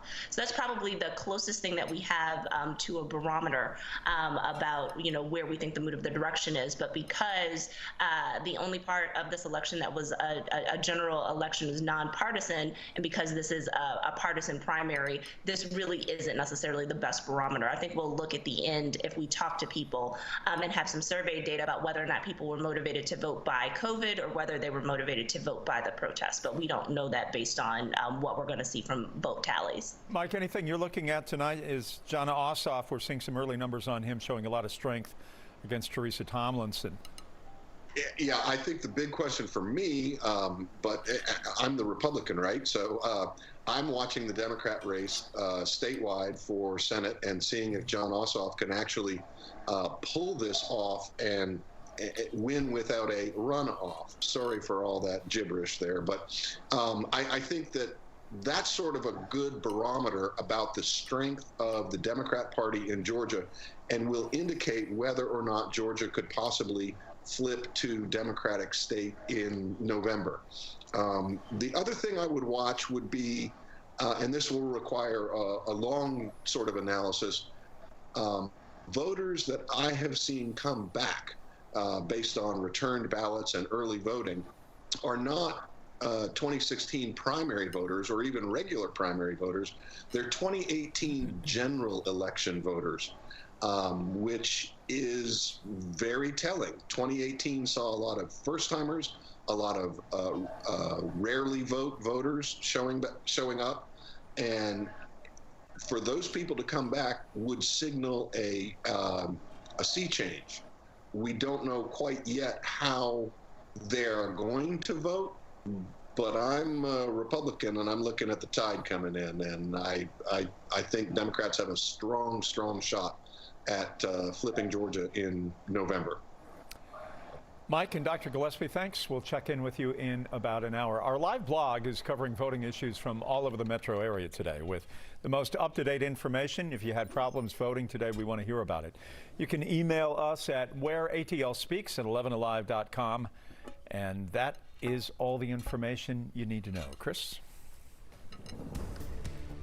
I'm meteorologist Chris Holcomb from the 11Alive Storm Tracker, still talking to some folks here on Facebook Live tonight, and a lot of folks are talking about the rain and wondering what we're going to see tomorrow, if we have a risk tomorrow, and the timing of that. So I'm going to break that down for you right now.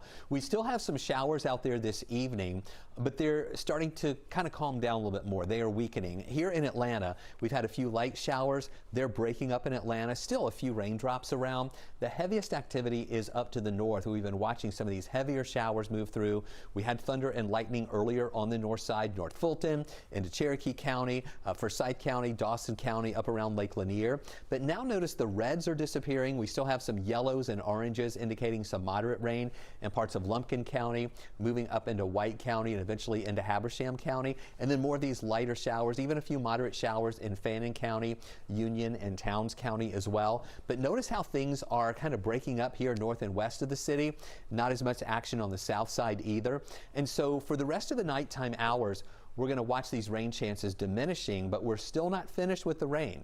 We're still going to see some scattered showers that are going to be moving back into our area tomorrow, and those showers could be strong at times. So let me show you what we're watching as we go through the rest of the nighttime hours. Here's a look at the severe weather risk. And we are not in a severe weather risk tonight. You see the marginal risk, which is over pretty much around the Mississippi River and just west of the Mississippi River, is in that area where they have a chance for some scattered showers that could be strong for the rest of the nighttime hours. Then tomorrow, we still have this really tropical air mass over us, really humid air that's going to be in our area. And then you add in a cold front to that, and we could have a little additional lift. And you see the wide area of dark green. That is the marginal risk, or level 1 of 5 risk for severe storms. I really think they would be isolated showers or storms that would move into our area, not really widespread, but any that do develop that turn severe, the main threats would be some hail and maybe some strong winds with that. Now, temperatures today got up to 86 degrees. It was pretty warm this afternoon, very humid conditions. And then the rain came and it dropped us into the 70s. And we've been pretty much holding in the 70s all evening long, and we'll be in those 70s here by tomorrow morning as well. 72 degrees for the high temperature tomorrow, for the low temperature in the morning. And then we get up to 86 in the afternoon. On our scale from 1 to 11, where an 11 is a perfect day, we're going to go with a 4. We'll still have some of those scattered showers. Here you can see that rain calming down tonight, but then tomorrow morning, a few scattered light showers will be in our area, kind of off and on. And then getting into the lunchtime hour, there might be a few more of those around that will have some pockets of moderate to heavy rain with them at 4:30. Some of those pockets there on the west side as the cold front starts to move through our area. And then during the evening tomorrow night, the rain's going to start pushing out, and we'll see things starting to dry out a little bit. And then here's the good thing. By the end of the week, look at this. That flow comes in Thursday morning out of the northwest. That's ushering in the drier air that pushes the rain out, and it brings in that drier air, meaning no rain and also lower relative humidity as we go through the next few days. So here's that 7-day outlook. You can see those rain chances are going to be with us tomorrow, but then as we get into the rest of the week there, the drier air moves through, and we will see really comfortable conditions with that relative humidity that is going to be a lot lower and not quite as muggy out there. And then mostly sunny skies, cool mornings, temperatures in the 60s, but afternoons are still going to be warm, generally in the mid 80s. And then just a couple more clouds built in Monday and Tuesday, lows still in the 60s, highs in the 80s, with a nice dry stretch ahead.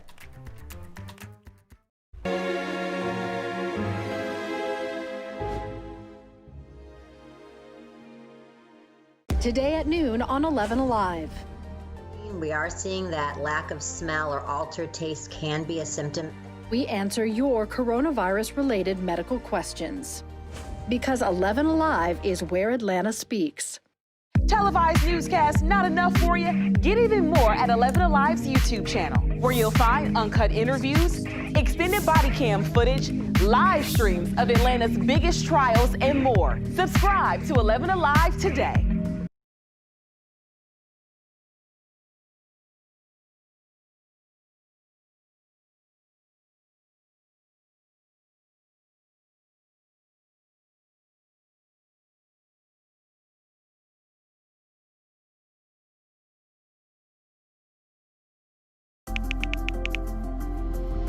Let's start with a viral message going around. Quote, vast majority of people who died had ibuprofen Advil in their system. This message is fake. We just bought 20 dust masks for $97. Are you doing this to help people or are you doing this to make money or both? Both. Take this email sent to the Verify team. Is it safe to have your house cleaned by outside workers? The best practice is to limit guests to emergencies only.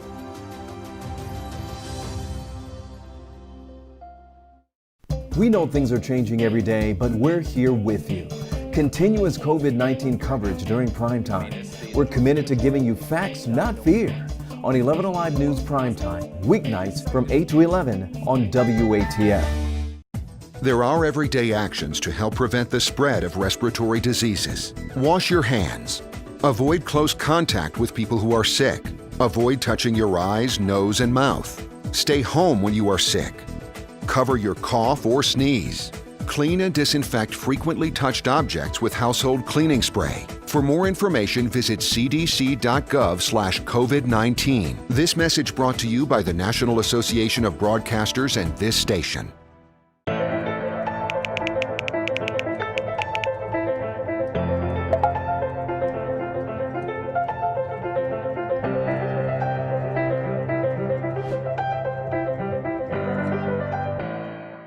Today at noon on 11Alive. We are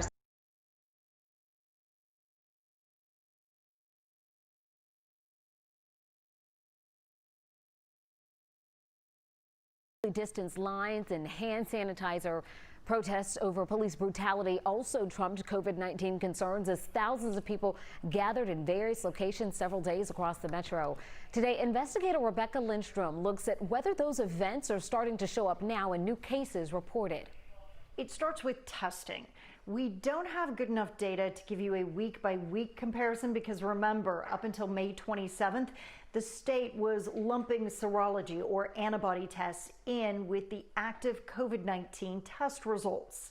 What I can tell you is that in the past week, we have seen more than 9,000 people on average get back their test results each day. And since I spent time covering the protest last weekend, I contacted my county health department and got an appointment for a free test last Friday. Within 24 hours, I was able to log in online to get my results, and I'm happy to say it was negative. More good news, the experience showed me that the process is definitely getting smoother and faster. As for new cases, that we can compare. We had on average 622 new COVID-19 cases reported every day this past week. The week prior, we had 509 new cases. Right now, our chart looks like a never-ending wavy roller coaster. And on Monday, for the first time in more than a week, we saw the number of people being treated for COVID-19 at the hospital increase. It went up again today with 108 new patients reported in the past 24 hours. Of course, we're keeping a close eye on the impact to the Black community because right now, Blacks make up about the same number of COVID-19 positive cases as whites, while only representing a third of our state's population. And what's also troubling is the number of cases marked as unknown. The state says it has no racial information for nearly a third of our COVID-19 cases. WATF. There are everyday actions to help prevent the spread of respiratory diseases. Wash your hands. Avoid close contact with people who are sick. Avoid touching your eyes, nose, and mouth. Stay home when you are sick. Cover your cough or sneeze. Clean and disinfect frequently touched objects with household cleaning spray. For more information, visit cdc.gov/COVID-19. This message brought to you by the National Association of Broadcasters and this station.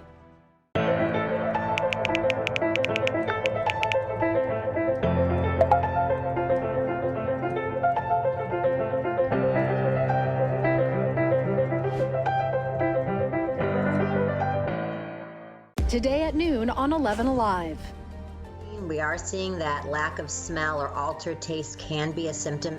We answer your coronavirus-related medical questions. Because 11Alive is where Atlanta speaks. Televised newscasts not enough for you? Get even more at 11Alive's YouTube channel, where you'll find uncut interviews, extended body cam footage, live streams of Atlanta's biggest trials, and more. Subscribe to 11Alive today.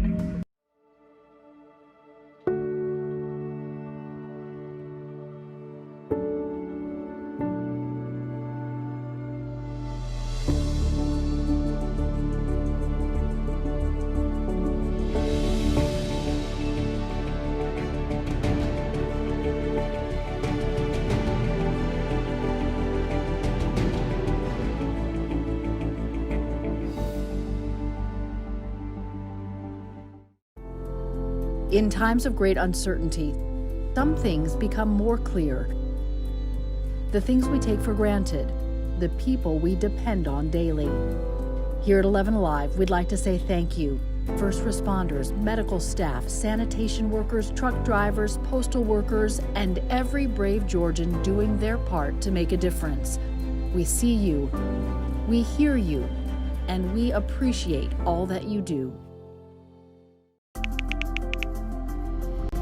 Let's start with a viral message going around. Quote, vast majority of people who died had ibuprofen Advil in their system. This message is fake. We just bought 20 dust masks for $97. Are you doing this to help people or are you doing this to make money or both? Both. Take this email sent to the Verify team. Is it safe to have your house cleaned by outside workers? The best practice is to limit guests to emergencies only.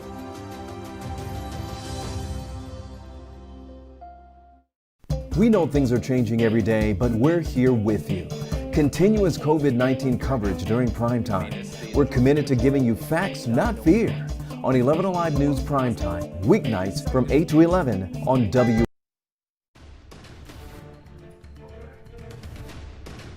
Welcome back, everyone. Georgia voters have gone to the polls today to cast their ballots in a number of crucial primary elections and found, in many instances here, a chaotic and disorganized situation. As the issues become more apparent, a push to extend voting hours for several polling places was granted, with the last precinct still open right now. So the issue have also led to claims of voter suppression. Stacey Abrams with Fair Fight Georgia addressed those concerns tonight.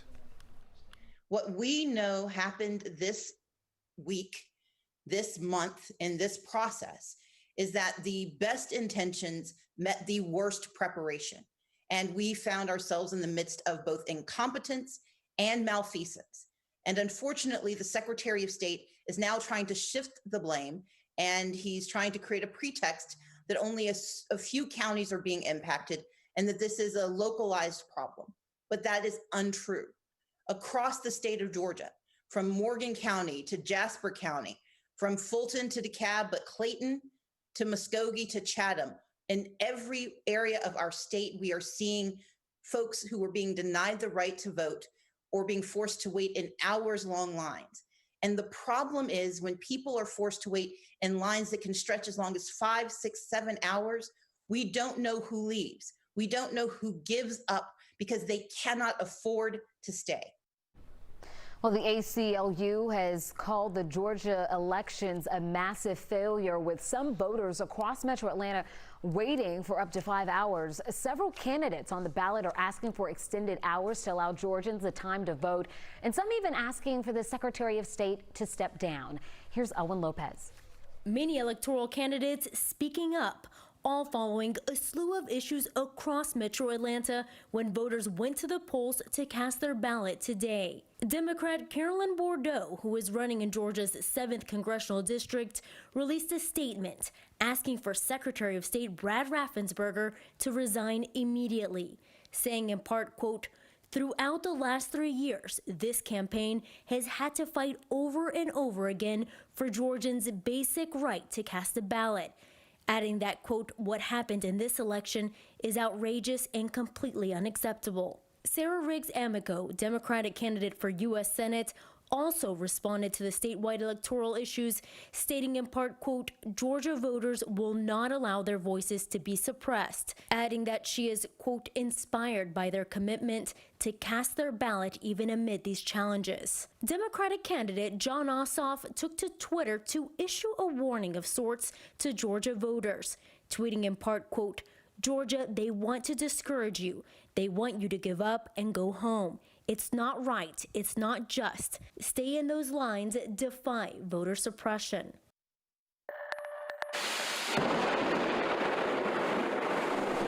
Strong thunderstorms passed through Metro Atlanta earlier today. Our Storm Trackers page full of videos like this one from Sam out of Lawrenceville. So Meteorologist Chris Holcomb, our chief, joining us now. Chris, a lot of folks wondering what we're going to see right now for the rest of the night. Things are calming down, Jennifer, and you know it's really been interesting to watch just over the past hour where we had some of those heavier showers to the north of Atlanta with a lot of red showing up on radar and orange. Well, look how that's shrinking up, and that's just showing that those showers there are diminishing. We're also seeing a few light showers around here in Atlanta that are starting to taper off. Still a few raindrops out there, but look at this. This is what I was talking about coming out of North Fulton County into Forsyth County, Dawson, Lumpkin County, Hall County, where we had that heavy rain and thunder and lightning earlier. Those reds and oranges are kind of disappearing. Still a little bit of yellow indicating some moderate rain, and then a lot of green around as well indicating just light rain. And things are tapering off in West Georgia, Northwest Georgia, also on the south side.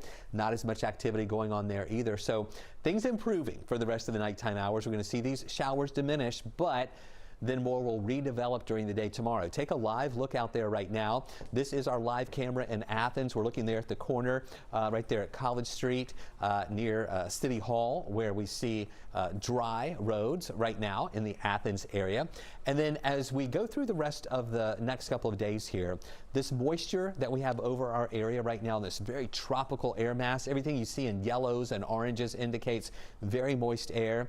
The blue color back here is the dry air, and that's coming our way, and that's going to sweep through tomorrow with the showers and storms, and then on Thursday that's going to push all of that rain away, and it's going to lower our humidity as well. Stay with us. We'll let you know if we'll continue that dry pattern as we head into the weekend. We'll have more on the 7-day outlook in just a few minutes. All right, Chris, see you in a couple of minutes, sir. You know, there's been a well-publicized push for Georgia voters to use absentee ballots for the primary, and election officials touted them as safe and secure, particularly during the COVID-19 pandemic, and the voters have responded in a huge way. More than 1.5 million registered voters requested absentee ballots. This is according to the Secretary of State's office. 96% of those who ordered ballots received them.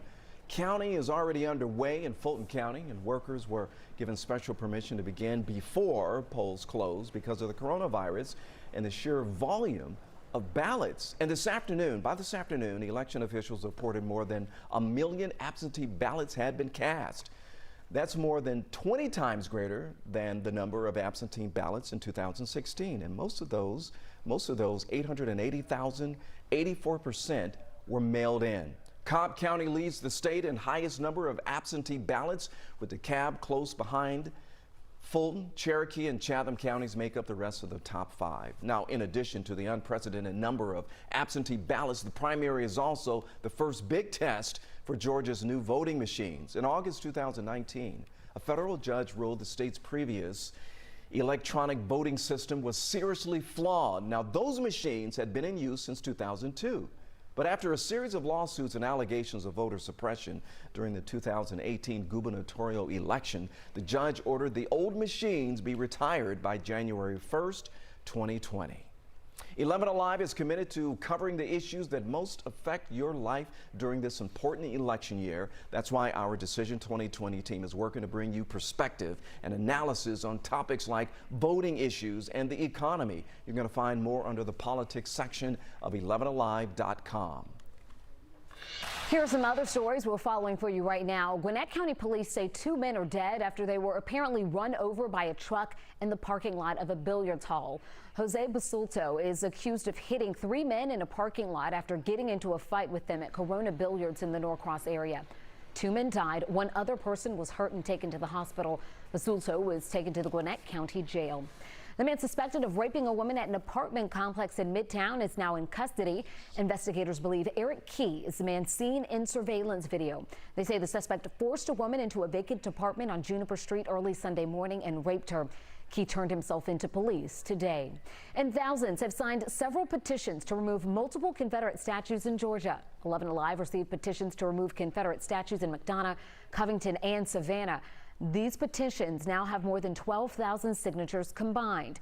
Now, here in Atlanta, State Representative Bob Trammell is calling on the state to remove the memorial for Confederate General John B. Gordon from the state capitol.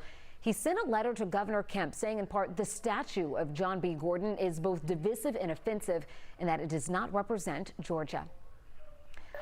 And tonight, a once-fired judge says her past makes her an ideal candidate to get back on the bench. Her pitch for redemption next.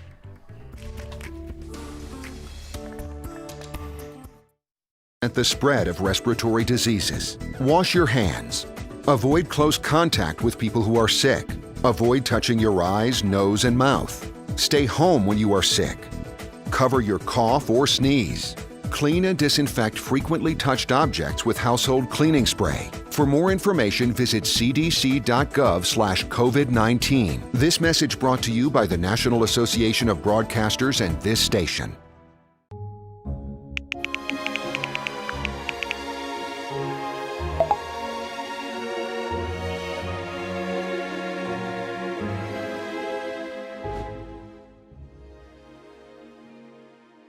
Today at noon on 11Alive. We are seeing that lack of smell or altered taste can be a symptom. We answer your coronavirus-related medical questions. Because 11Alive is where Atlanta speaks.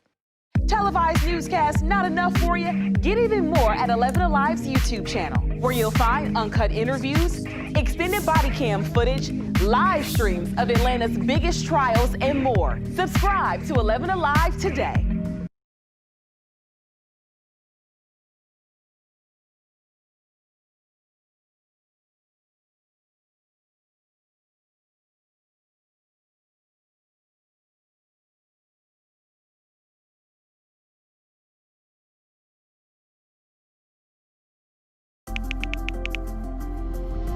Let's start with a viral message going around. Quote, vast majority of people who died had ibuprofen Advil in their system. This message is fake. We just bought 20 dust masks for $97. Are you doing this to help people or are you doing this to make money or both? Both.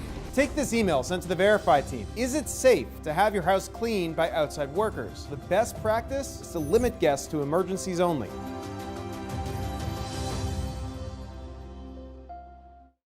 We know things are changing every day, but we're here with you.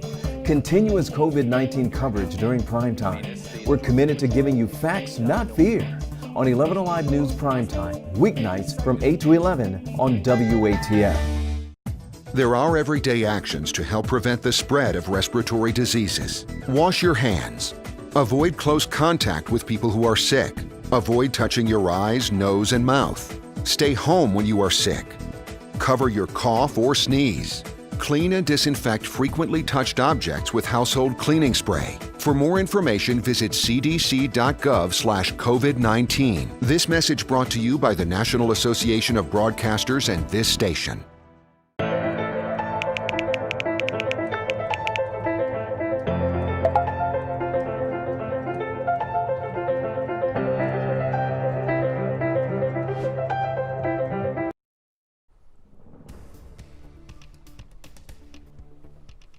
We are watching those showers diminish in our area tonight. Still a few light showers lingering around, but the heavy stuff is really falling apart. We'll zoom in closer to Atlanta and inside the perimeter. You can still see some green there, but some breaks in this area of rain where it's starting to taper off a little bit more. And we had a more impressive area of moderate and heavy rain that was on the north side earlier that had some thunder and lightning with it. Many of you experienced that from North Fulton, Cherokee County, Forsyth, Dawson County, also into Hall County. But look how that is just shrinking up now. We're no longer even seeing any orange left. We had red and orange indicating that heavier rain. Now just a little bit of yellow left with that, and some green still indicating those lighter showers that are over North Georgia. But this is starting to taper off. The air is stabilizing, starting to dry out a little bit more, and we will see a lot of areas staying dry tonight. But then additional showers will redevelop during the day tomorrow. All right, take a look at the bigger picture. You can see what we've got going on right now in Rome. This is a live look from our tower cam there in Rome, where the roads are wet. Uh-oh, looks like they got a little police action going on down there on the downtown streets right there. I'm not sure what's happening down there. Hopefully everything is just fine. But the roads are wet and no active rain in Rome at this hour. Now, we got up to 86 degrees for a high today. That's 1 degree above the average. We should be around 85 for this time of year.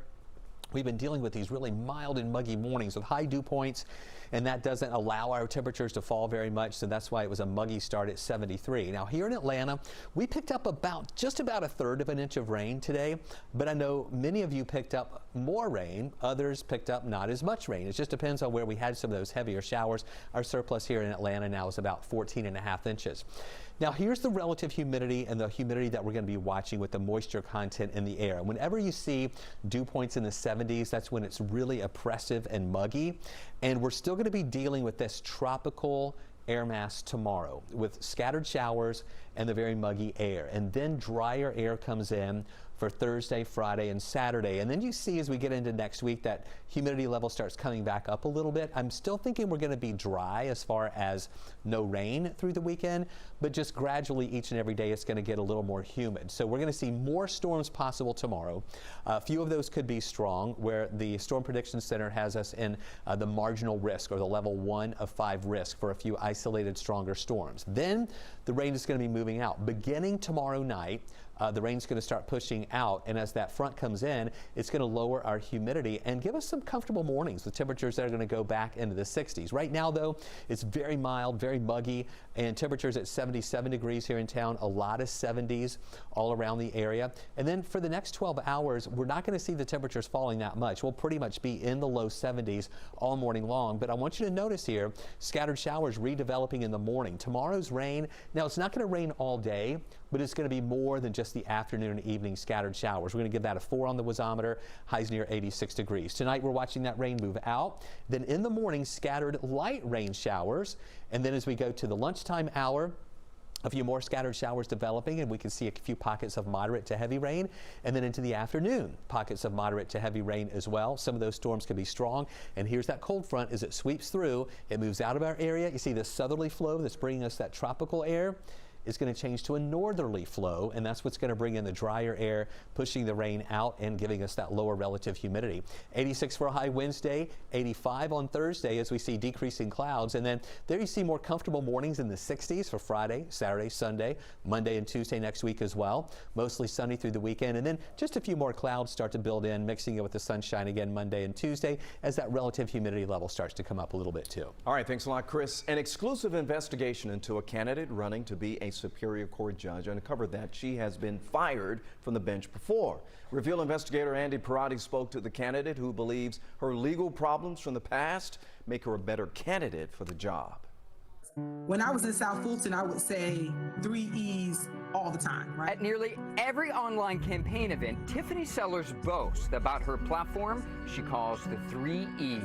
The court should be efficient, effective, and operate in excellence. Sellers says she plans to turn that motto into her mission if elected as a Fulton County Superior Court judge. But a Reveal investigation uncovered the judicial candidate has a long history of legal problems of her own. Now, you want me to hear you, so you gotta raise your voice up so that I can hear you. About 2 years ago, Sellers served as the City of South Fulton's first Chief Magistrate Court judge. At the time, it was the first judicial system in the country run by all African-American women. The picture of them together, a viral sensation. And I think it was the solicitor that walked into the meeting and she said, "Oh, Black girl magic." A short time later, reality show producers started calling. I wanted to show people what grace and mercy and rehabilitation all look like. But the TV show never took off, and her honeymoon on the bench was short-lived. Less than a year later, City Council fired her after staff complained she allegedly bullied them, something Sellers denies. Let me be clear. I am not a bully. Sellers sued the city. Ultimately, that claim was settled amicably out of court for a sum that I'm really pleased with. While Sellers is happy with her taxpayer-funded settlement, there are plenty of people displeased with her for failing to pay her debts. Since 2014, court records show she's been sued at least 10 times for not paying court reporters, contractors, and personal loans, totaling $144,000. That includes breaking a lease in this office building. To me, that's a pattern of bad decision making. William Perry is the executive director of Georgia Ethics Watchdogs. Judges need to make very good decisions. So I think it's important for the people of Fulton County, when they're voting, to understand the bad decisions that have been made by this candidate. How did that happen? I will tell you, Andy, life, right? I have made no qualms that I wasn't born privileged. In 2013, I was laid off unfortunately, like so many Americans now, particularly with this COVID pandemic. Sellers also filed for Chapter 13 bankruptcy in 2013 with more than $500,000 in debt. I am in works with all of those creditors to work those out, to pay those back. I fully intend to pay my debts. Sure, people make one or two mistakes in their past, but when you've got 10 plus lawsuits and things like that against you, I think you need to get your own house in order before you try to get the job as a judge in a courthouse. I respectfully disagree. I think what we need judges who've lived life. A candidate courting voters for a powerful position. I am running to be your next Fulton County Superior Court judge. Who hopes her flawed financial record will be an asset rather than a liability. Despite her personal financial issues, Sellers says when she was chief magistrate in South Fulton, she operated a budget with a more than $200,000 surplus. The majority of cases that go through Superior Court in Fulton County are felony criminal cases. Because Sellers has never been a prosecutor, she's never tried a felony case. She says her time on the bench as a magistrate is more than enough experience. It's brought to you by the National Association of Broadcasters and this station.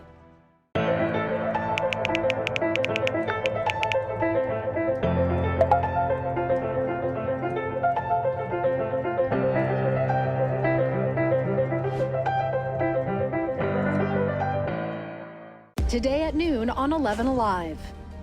We are seeing that lack of smell or altered taste can be a symptom. We answer your coronavirus-related medical questions. Because 11Alive is where Atlanta speaks. Televised newscasts not enough for you? Get even more at 11Alive's YouTube channel, where you'll find uncut interviews, extended body cam footage, live streams of Atlanta's biggest trials, and more. Subscribe to 11Alive today.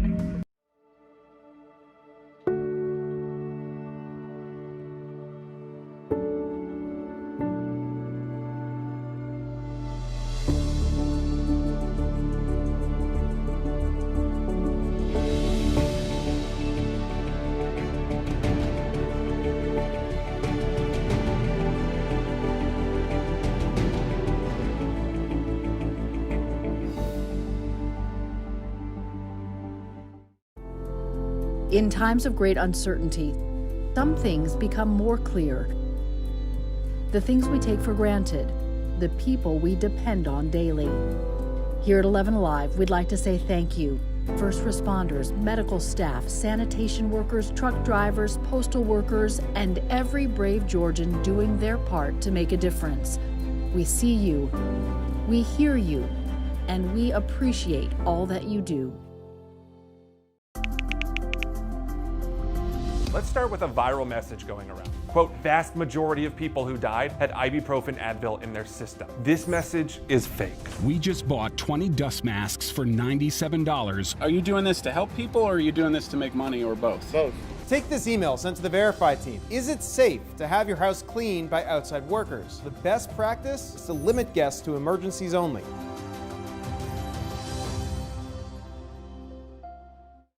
We know things are changing every day, but we're here with you. Continuous COVID-19 coverage during primetime. We're committed to giving you facts, not fear. On 11Alive News Primetime, weeknights from 8 to 11 on WATF. There are everyday actions to help prevent the spread of respiratory diseases. Wash your hands. Avoid close contact with people who are sick.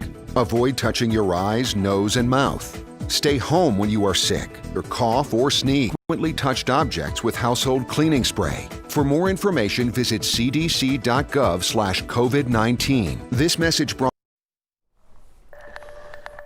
More showers will develop tomorrow. They will be off and on early in the day, and then a better chance for a few thunderstorms in the afternoon and early evening. Then a cold front sweeps through that dries us out for the end of the week, not only pushing the rain chances out, but it also gives us lower relative humidity. And then 10s on the wazometer Friday, Saturday, and Sunday, and a few more clouds building in Monday and Tuesday as well, with high temperatures in the 80s this week, with the morning lows pretty comfortable in the 60s. All right, Chris, thank you so much for being with us. We'll see you here. The news continues right here, but we'll see you on Up Late at 11 on 11Alive. where you'll find uncut interviews, extended body cam footage, live streams of Atlanta's biggest trials, and more. Subscribe to 11Alive today.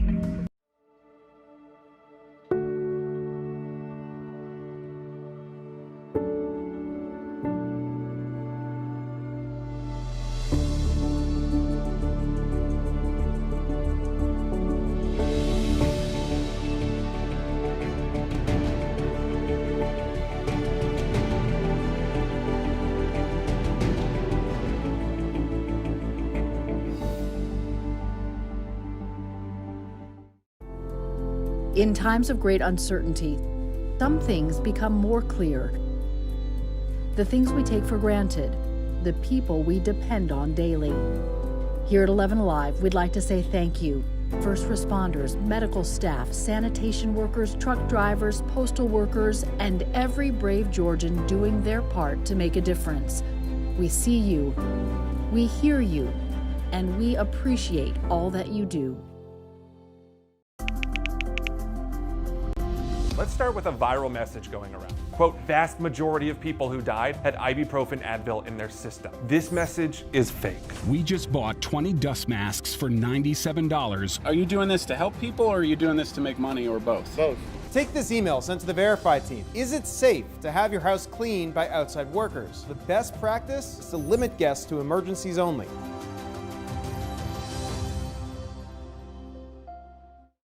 We know things are changing every day, but we're here with you. Continuous COVID-19 coverage during primetime. We're committed to giving you facts, not fear. On 11Alive News Primetime, weeknights from 8 to 11 on WATF. There are everyday actions to help prevent the spread of respiratory diseases. Wash your hands. Avoid close contact with people who are sick. Avoid touching your eyes, nose, and mouth. Stay home when you are sick. Cover your cough or sneeze. Clean and disinfect frequently touched objects with household cleaning spray. For more information, visit cdc.gov/COVID-19. This message brought to you by the National Association of Broadcasters and this station.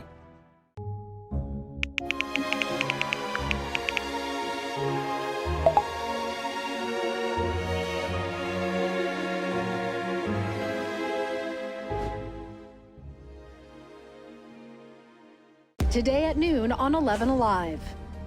We are seeing that lack of smell or altered taste can be a symptom. We answer your coronavirus-related medical questions.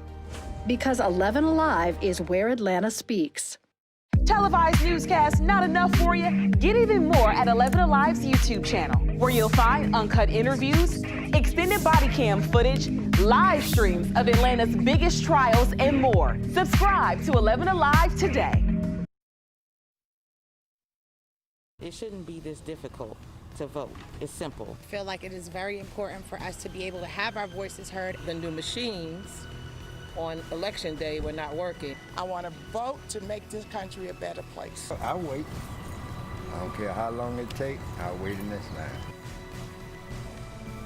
Election day in Georgia finally here, but things at some of the polls did not go as planned. Our newsroom flooded with emails, calls, tweets, and texts from the very beginning today. It started very, very early. Voters reporting issues, irregularities at precincts all across Metro Atlanta, primarily in Fulton and DeKalb. Let's update you on the very latest results from the Democratic Senate primary. Can Jon Ossoff get to 50%?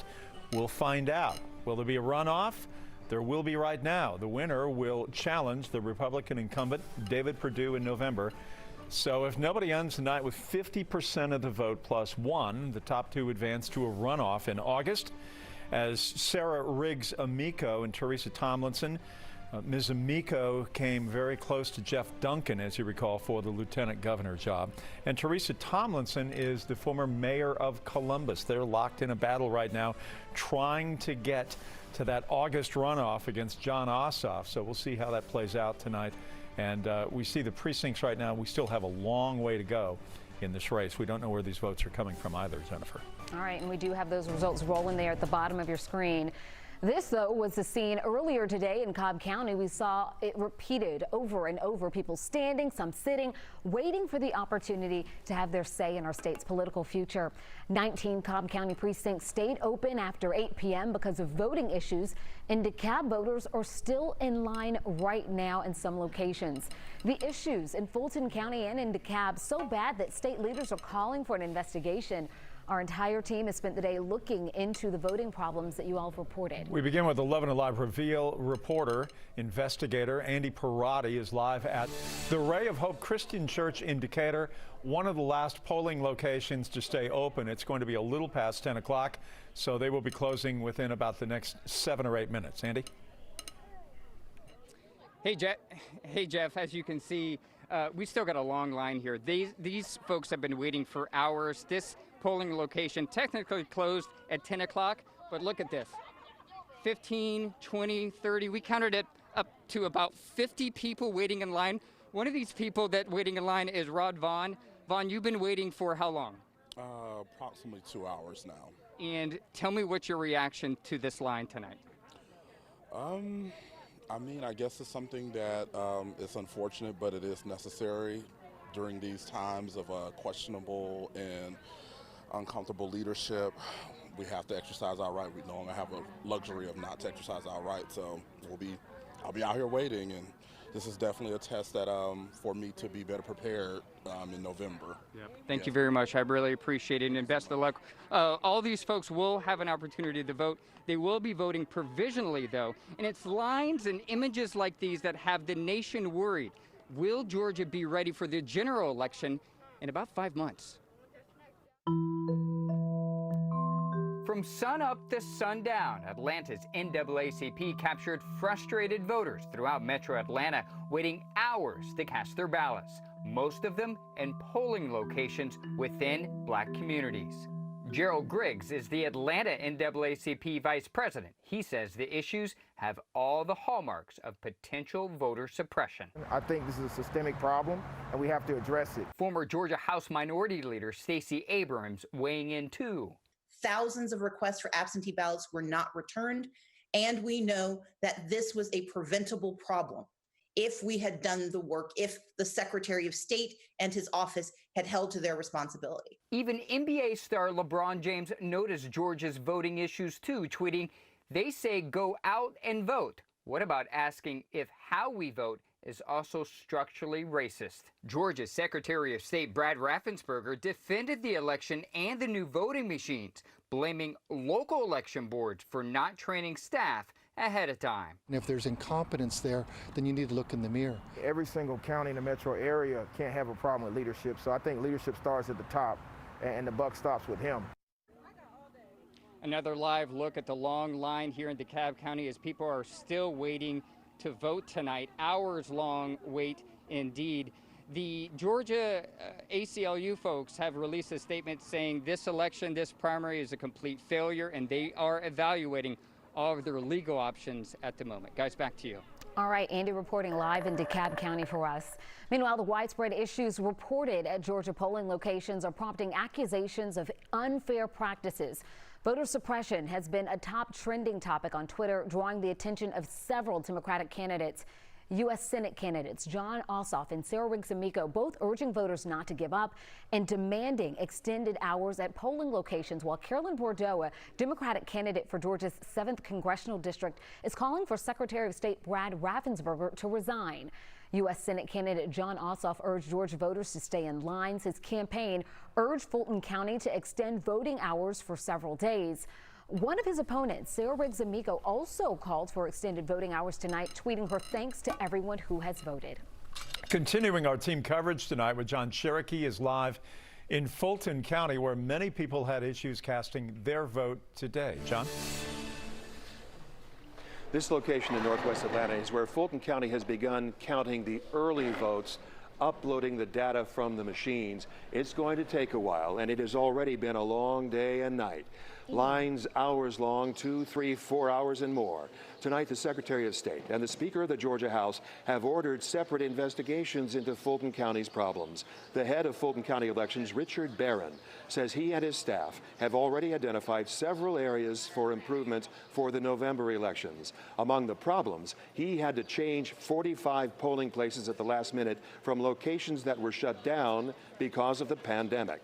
Then poll workers didn't show up suddenly, worried about the virus. Many poll workers who did show up were new and did not have full training to fix problems with the new voting machines. And Barron promises to improve the absentee ballot process. Many voters saying they will have trouble trusting the election system, especially in Fulton County in November. I think we're all a little skeptical about how that's all going to work, right? Because we feel like something funny happened. Did they just all want us here? Did they want us to get frustrated and not vote? What was the reasons why? I don't know. And you think that you're actually taking an active part in bringing about some change, and you get here and it's like, I can't vote. You don't know if this is just negligence or if this is deliberate. You don't know where it's coming from. It's just really bad all around. Fulton County's elections chief is promising to expand early voting sites in advance of the November elections, and he's promising to cooperate with the state investigations into what happened today. All right, John, thank you. The problem's also gaining the attention of presumed Democratic presidential nominee Joe Biden. His team sharing a statement reading in part, what we see in Georgia today, from significant issues with voting machines to breakdowns in the delivery of ballots to voters who requested to vote absentee, are a threat to those values and completely unacceptable. We only have a few months until voters around the nation head to the polls again, and efforts should begin immediately to ensure that every Georgian and every American is able to safely exercise their right to vote. Coming up, we are going to talk with our 11Alive analysts about the impact as we continue our elections coverage tonight. Right now, Fulton County absentee ballots are being counted at the Georgia World Congress Center. Workers and volunteers have been counting ballots since early this afternoon. Hope Ford joins us now with an update. Hope. Yeah, so right now about 64,000 absentee ballots in Fulton County have been counted so far tonight. Now, Fulton County, they opened up and added 20 drop box locations last week for absentee ballots. Those drop boxes were supposed to be locked at 7 o'clock, but because of today's issues, Fulton County extended the time to 9 p.m. So 3,000 additional absentee ballots just came in. They need to be processed before workers can start counting them. Now, the pandemic forced many people to vote by absentee ballot. Fulton County Elections Director said this created unique challenges for his staff. For the entire state, over 888,000 ballots were mailed in. That's a 60% increase from 2016. And before today, Fulton County had the third largest absentee ballot count in the state. Now, many voters claimed that they did apply for absentee ballots, but never received them. So the State Election Board did launch an investigation into how Fulton County handled this election. The Fulton County, the Fulton County Elections Director said earlier tonight that the word investigation can be a little bit misleading because the Secretary of State's office does look into any type of voter complaint. So again, just a quick recap, it's about 10 minutes after 10, 3,000 additional absentee ballots just came in to Fulton County. So those are being processed right now, and these workers will start counting those in a few minutes. All right, Hope, thank you. Be sure to download the 11Alive app to check election results in real time. You can also check polling locations, hours, and candidate profiles, and a whole lot more. Long lines, paper ballots, problems, voting machines not working. We heard a lot about problems during today's primary. Our political experts are weighing in next. Also, coming up in the next half hour, we will hear from the former gubernatorial candidate Stacey Abrams about voting issues across Georgia today.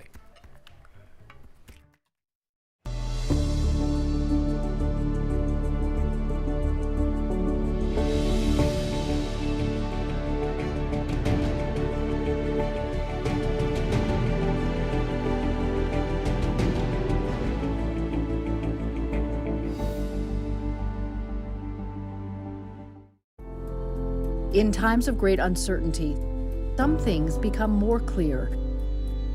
The things we take for granted, the people we depend on daily. Here at 11Alive, we'd like to say thank you. First responders, medical staff, sanitation workers, truck drivers, postal workers, and every brave Georgian doing their part to make a difference. We see you, we hear you, and we appreciate all that you do. Let's start with a viral message going around. Quote, vast majority of people who died had ibuprofen Advil in their system. This message is fake. We just bought 20 dust masks for $97. Are you doing this to help people or are you doing this to make money or both? Both. Take this email sent to the Verify team. Is it safe to have your house cleaned by outside workers? The best practice is to limit guests to emergencies only.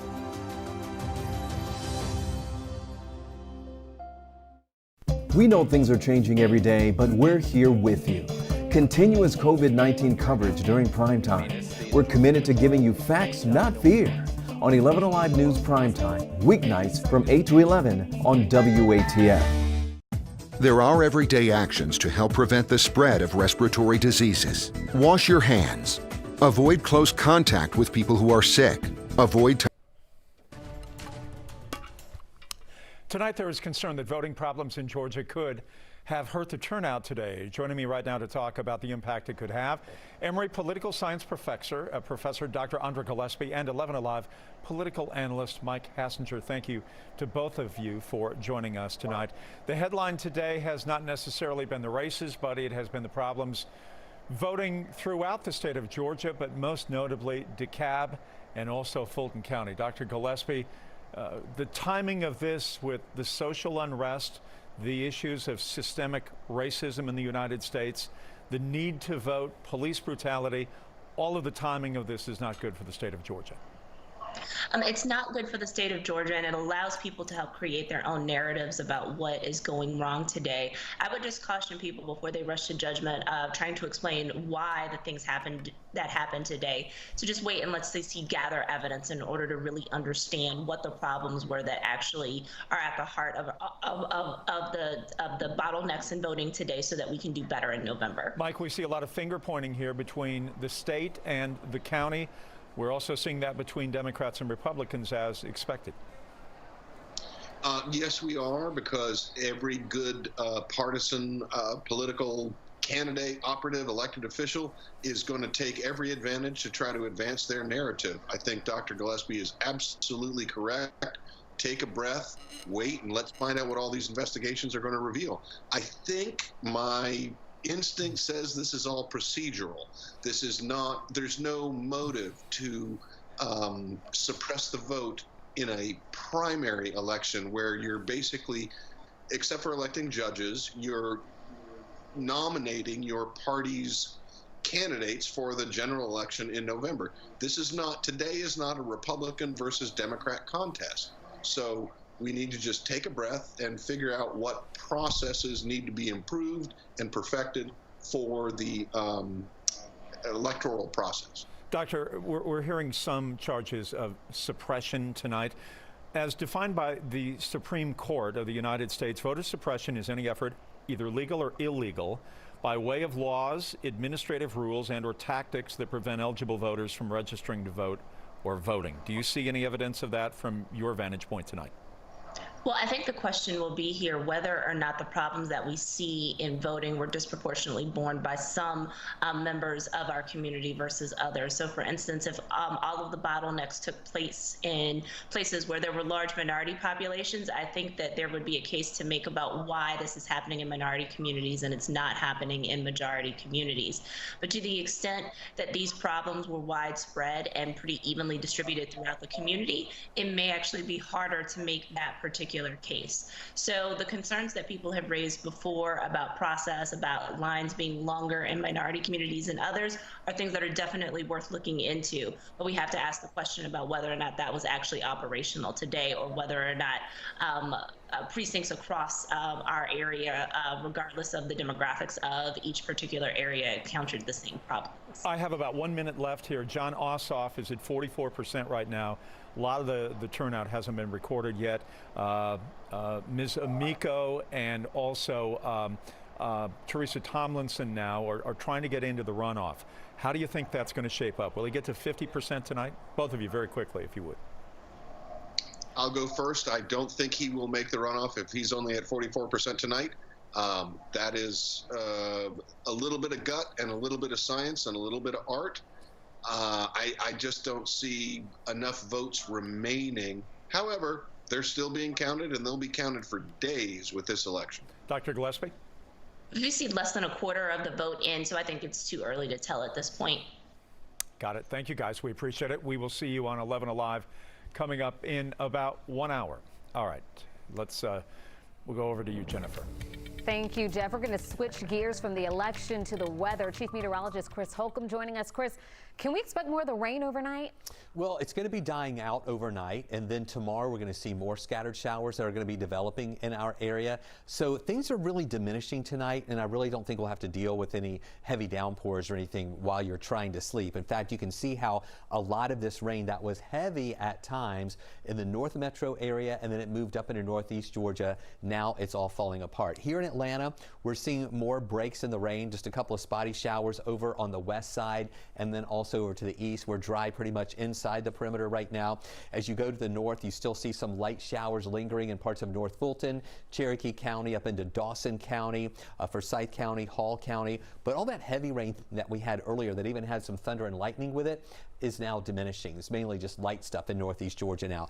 That is also going to keep moving out, and we'll start to dry out a little bit overnight. Now, when I say dry out, I mean the absence of much rain coming down. It's still going to be very humid overnight, and then early tomorrow we're going to see a redevelopment of showers early in the morning, just kind of scattered stuff, and then a chance for some storms that could get stronger in the afternoon. Take a look at what we're watching out there right now. This is a live look at our tower cam in Coweta County. Of course, it's dark.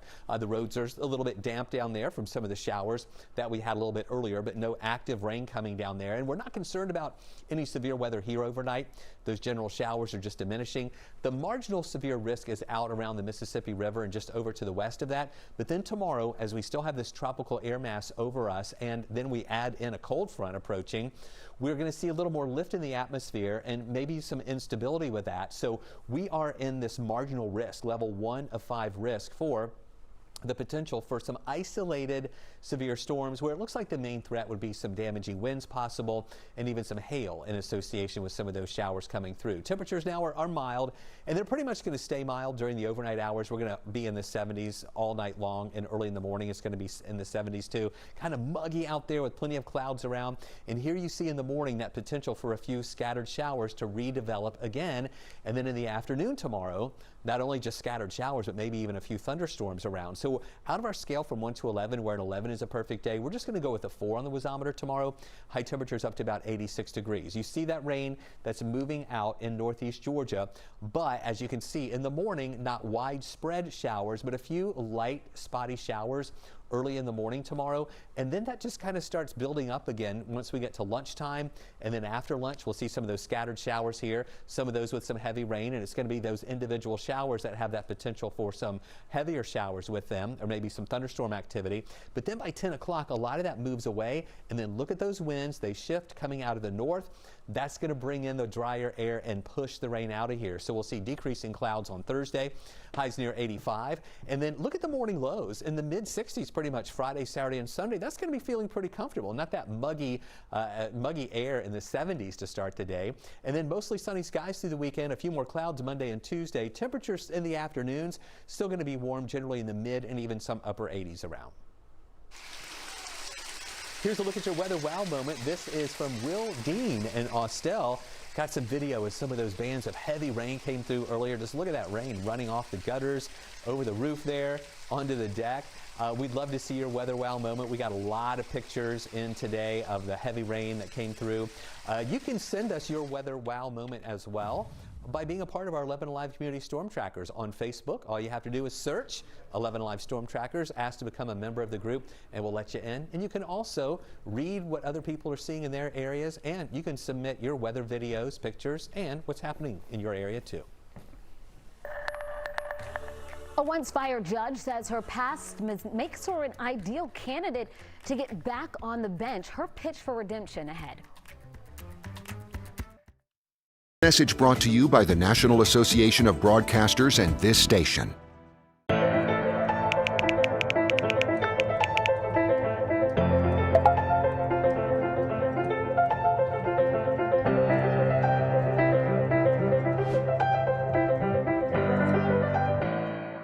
Today at noon on 11Alive. We are seeing that lack of smell or altered taste can be a symptom. We answer your coronavirus-related medical questions. Because 11Alive is where Atlanta speaks. Televised newscasts not enough for you? Get even more at 11Alive's YouTube channel, where you'll find uncut interviews, extended body cam footage, live streams of Atlanta's biggest trials, and more. Subscribe to 11Alive today.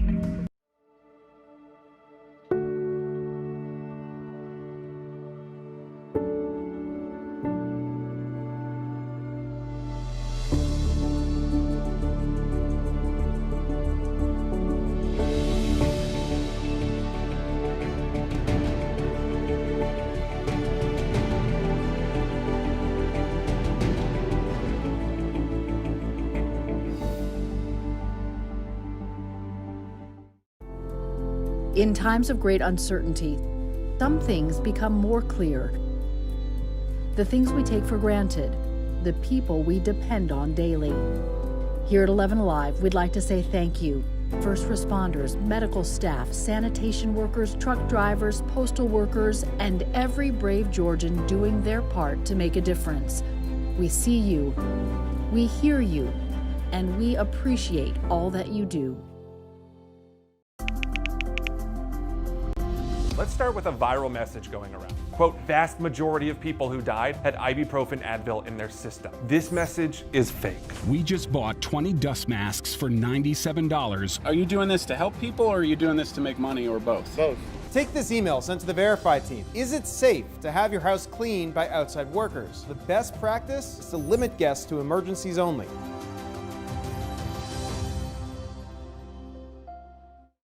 We know things are changing every day, but we're here with you.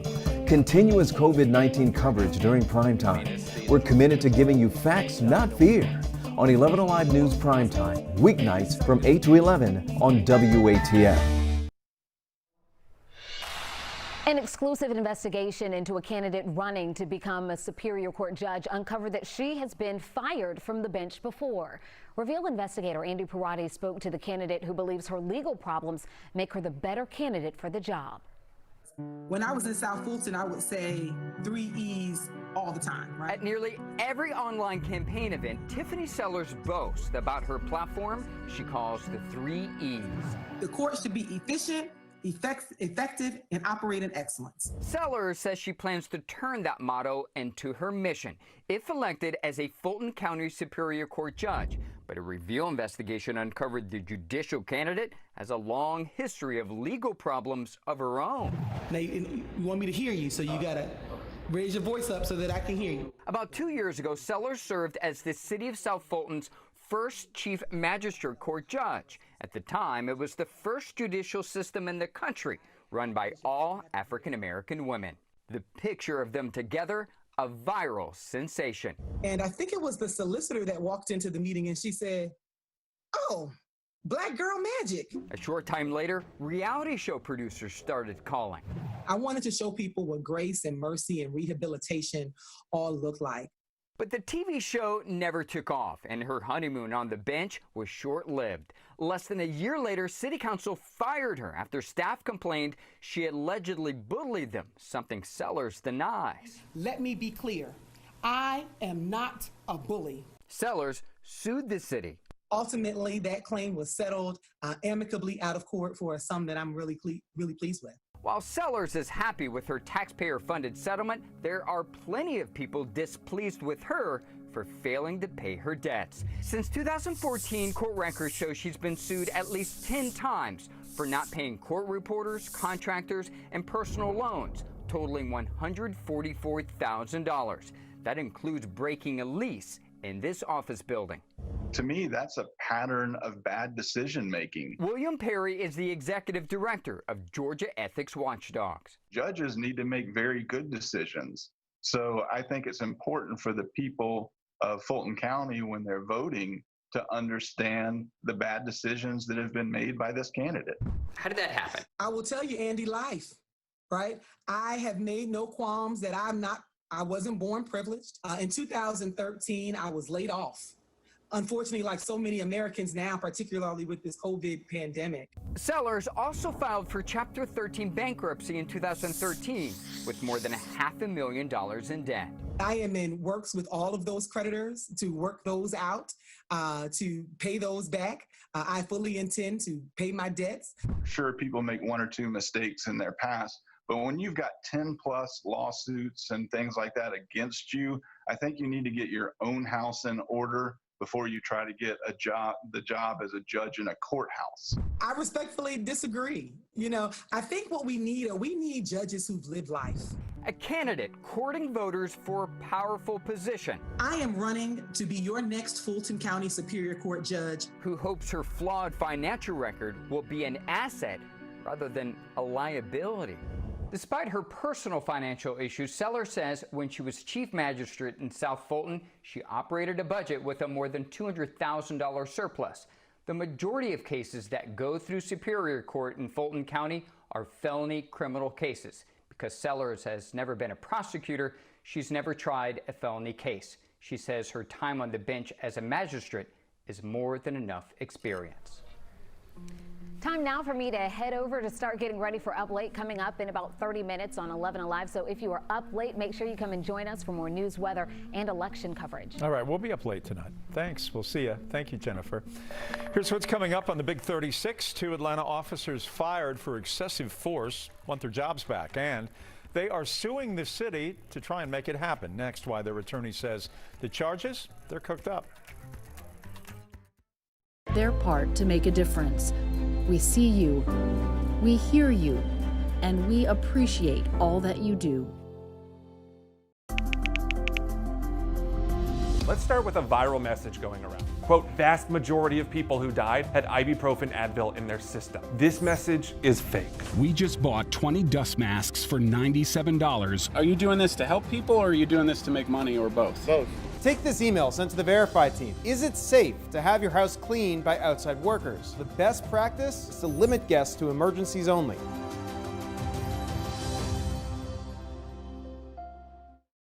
We know things are changing every day, but we're here with you.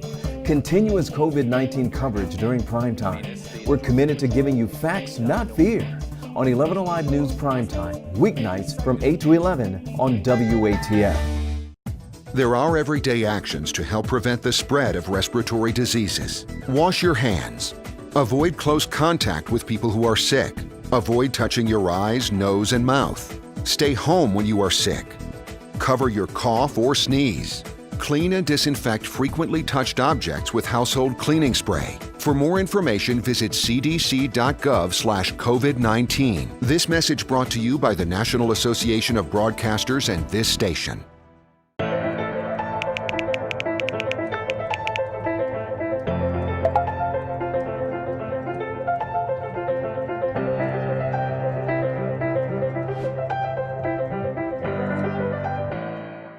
Today at noon on 11Alive. We are seeing that lack of smell or altered taste can be a symptom. We answer your coronavirus-related medical questions. Because 11Alive is where Atlanta speaks. Televised newscasts not enough for you? Get even more at 11Alive's YouTube channel, where you'll find uncut interviews, extended body cam footage, live streams of Atlanta's biggest trials, and more. Subscribe to 11Alive today.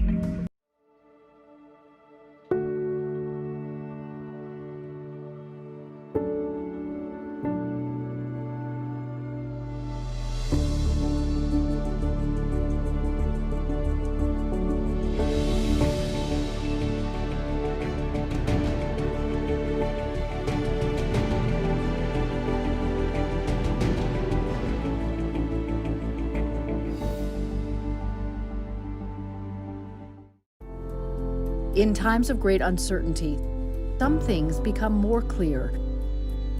The things we take for granted, the people we depend on daily. Here at 11Alive, we'd like to say thank you.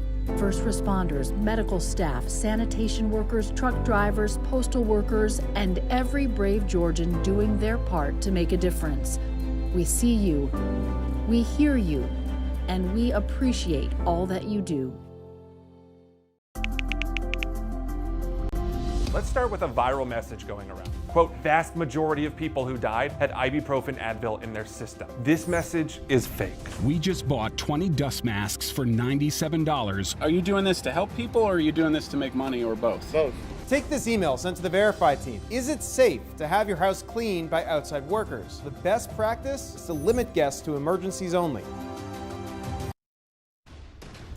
Georgia voters have gone to the polls today to cast their ballots in a number of crucial primary elections and found in many instances chaotic, disorganized. It was a mess when they tried to vote. As the issues became more apparent, a push to extend voting hours for several polling places was granted, with the last precinct still open as of right now. The issues have also led to claims of voter suppression. Stacey Abrams with Verify Georgia addressed those concerns about 2 hours ago. What we know happened this week, this month, in this process is that the best intentions met the worst preparation. And we found ourselves in the midst of both incompetence and malfeasance. And unfortunately, the Secretary of State is now trying to shift the blame, and he's trying to create a pretext that only a few counties are being impacted and that this is a localized problem. But that is untrue. Across the state of Georgia, from Morgan County to Jasper County, from Fulton to DeKalb, but Clayton to Muskogee to Chatham, in every area of our state, we are seeing folks who are being denied the right to vote or being forced to wait in hours-long lines.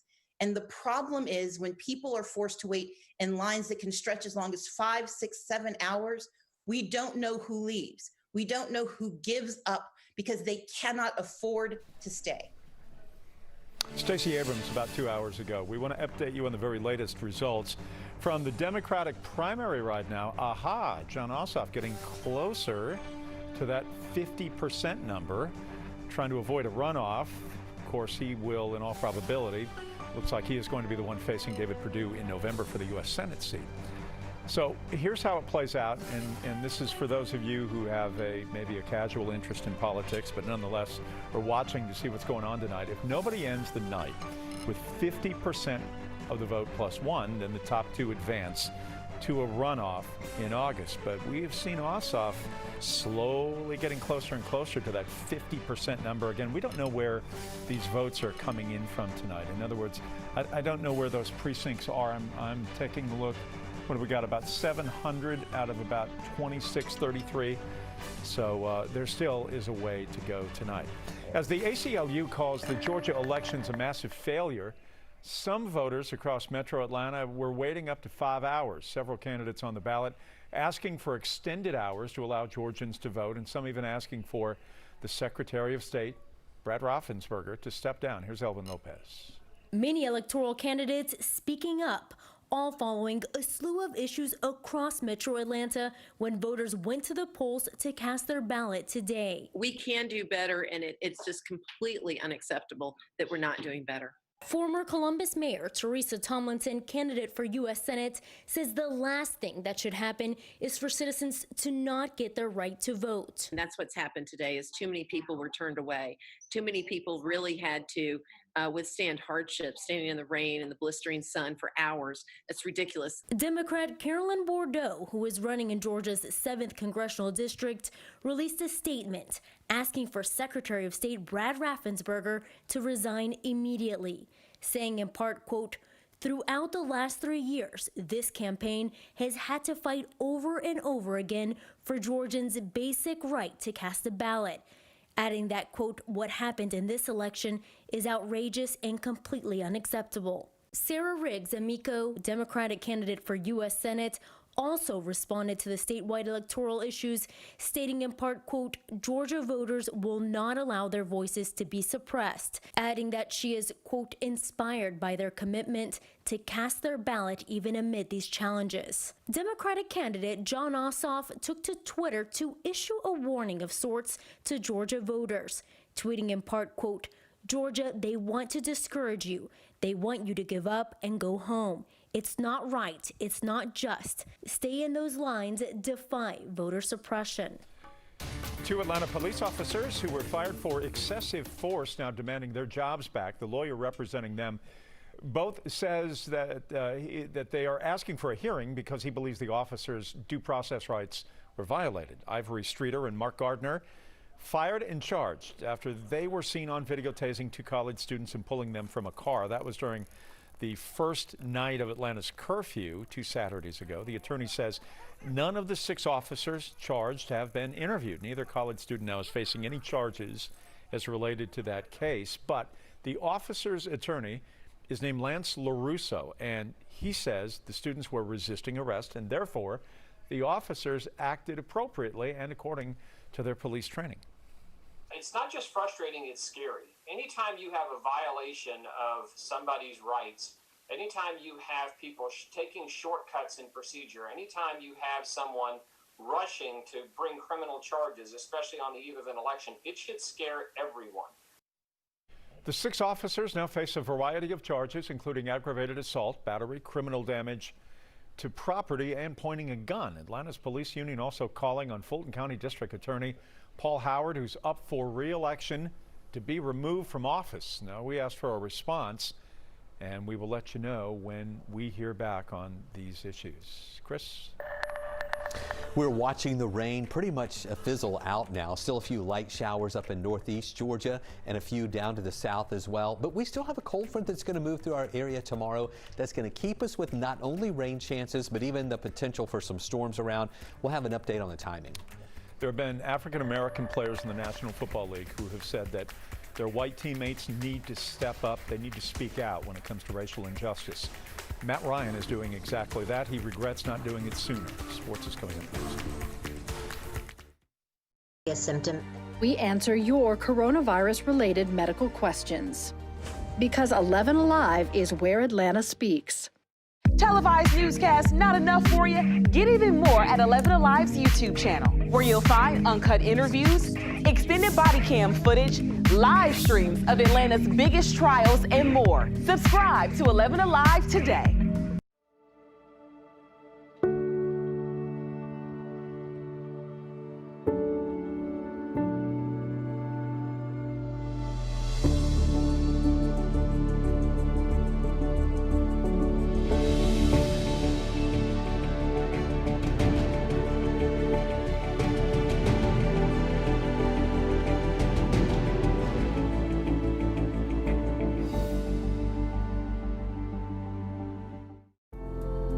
In times of great uncertainty, some things become more clear. The things we take for granted, the people we depend on daily. Here at 11Alive, we'd like to say thank you. First responders, medical staff, sanitation workers, truck drivers, postal workers, and every brave Georgian doing their part to make a difference. We see you, we hear you, and we appreciate all that you do. Let's start with a viral message going around. Quote, vast majority of people who died had ibuprofen Advil in their system. This message is fake. We just bought 20 dust masks for $97. Are you doing this to help people, or are you doing this to make money, or both? Both. Take this email sent to the Verify team. Is it safe to have your house cleaned by outside workers? The best practice is to limit guests to emergencies only.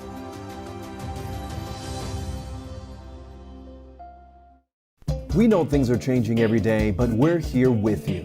Continuous COVID-19 coverage during primetime. We're committed to giving you facts, not fear. On 11Alive News Primetime, weeknights from 8 to 11 on WATF. There are everyday actions to help prevent the spread of respiratory diseases. Wash your hands. Avoid close contact with people who are sick. Avoid touching your eyes, nose, and mouth. Stay home when you are sick. Cover your cough or sneeze. Clean and disinfect frequently touched objects with household cleaning spray. For more information, visit cdc.gov/COVID-19. This message brought to you by the National Association of Broadcasters and this station.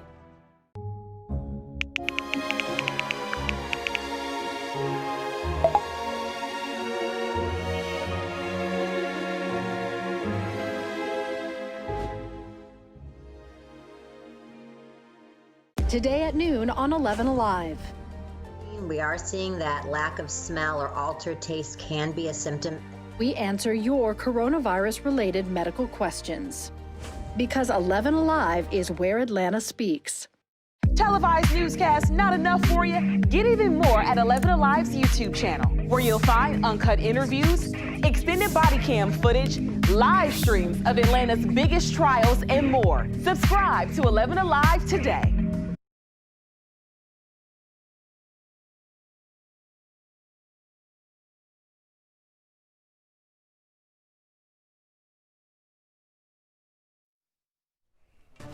The voting issues today across Georgia come at a pivotal time in our country. I'm joined once again by Emory political science professor Dr. Andra Gillespie and 11Alive political analyst Mike Hassinger. Thank you both for joining us tonight. We have been talking a lot about the problems of voting throughout the state, and most notably in DeKalb and Fulton.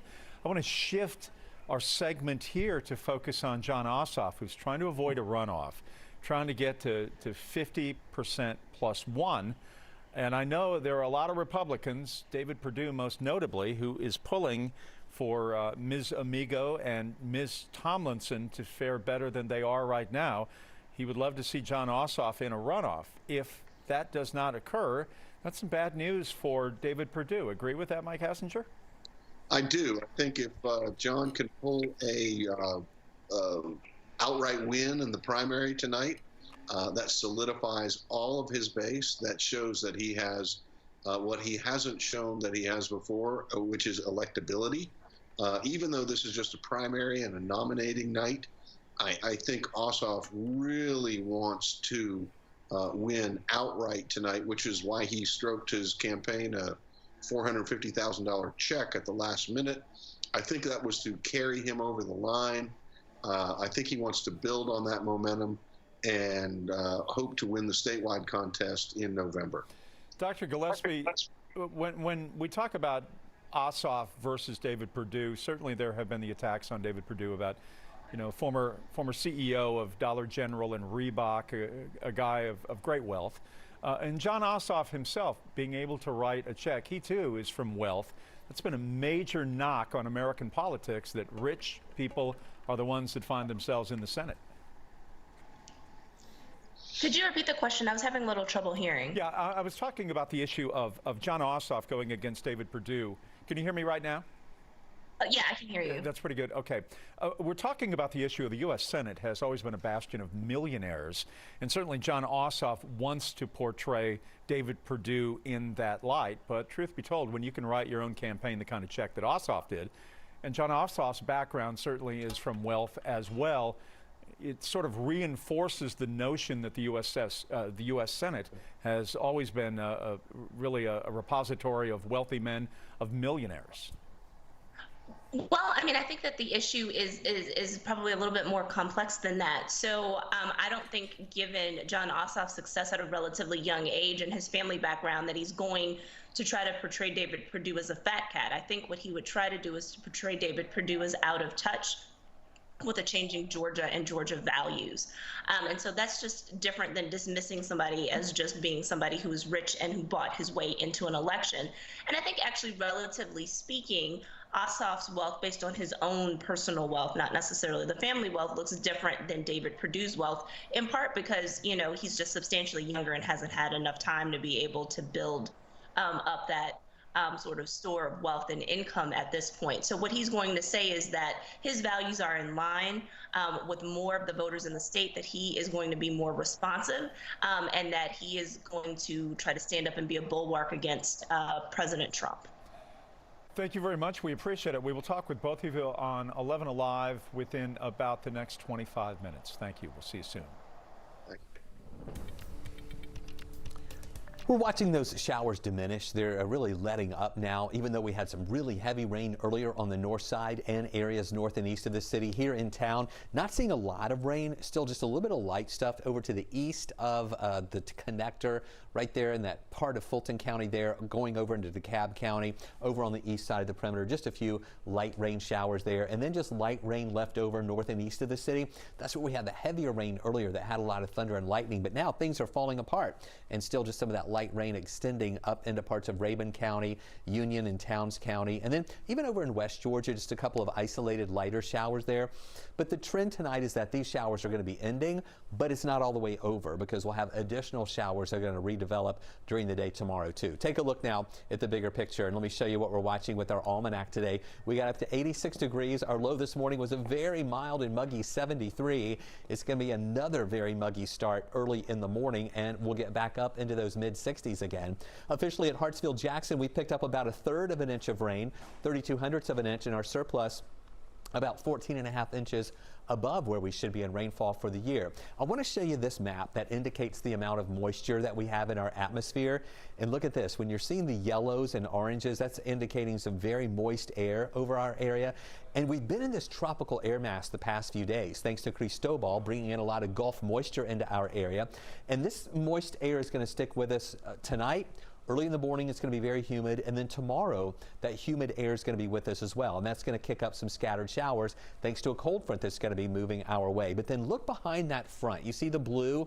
That's indicating the very dry air that's beginning to move our way. So as that pushes in late Wednesday night and then into Thursday, we're going to see all of that rain and humid air pushing down to the south, and then we'll have the drier air that's going to be moving into our area, and we'll enjoy that for the end of the week. And then once we get into the weekend, I still think we're going to be rain-free, but we'll start seeing the humidity levels coming back just a little bit, but feeling pretty nice as we go into the weekend with that dry air. And even into next week, it looks like it's going to stay dry too. Here's a look at our dew points. Whenever we have dew points in the 70s, that's oppressive, just kind of muggy air out there. But look at on Thursday how we see those dew points dropping into the lower 60s, even into the 50s, and then they slowly start coming back up into the weekend and next week. Even though the rain is going to stay away, we'll see the humidity coming back up.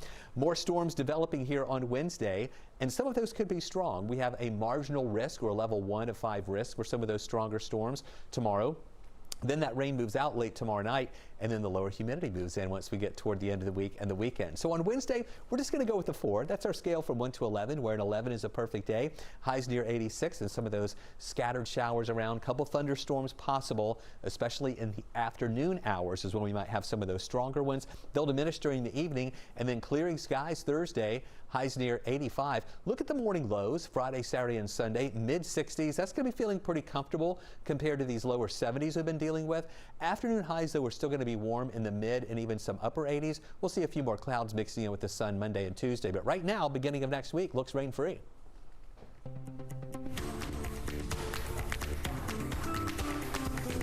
So the past few days, the past few weeks, been tough.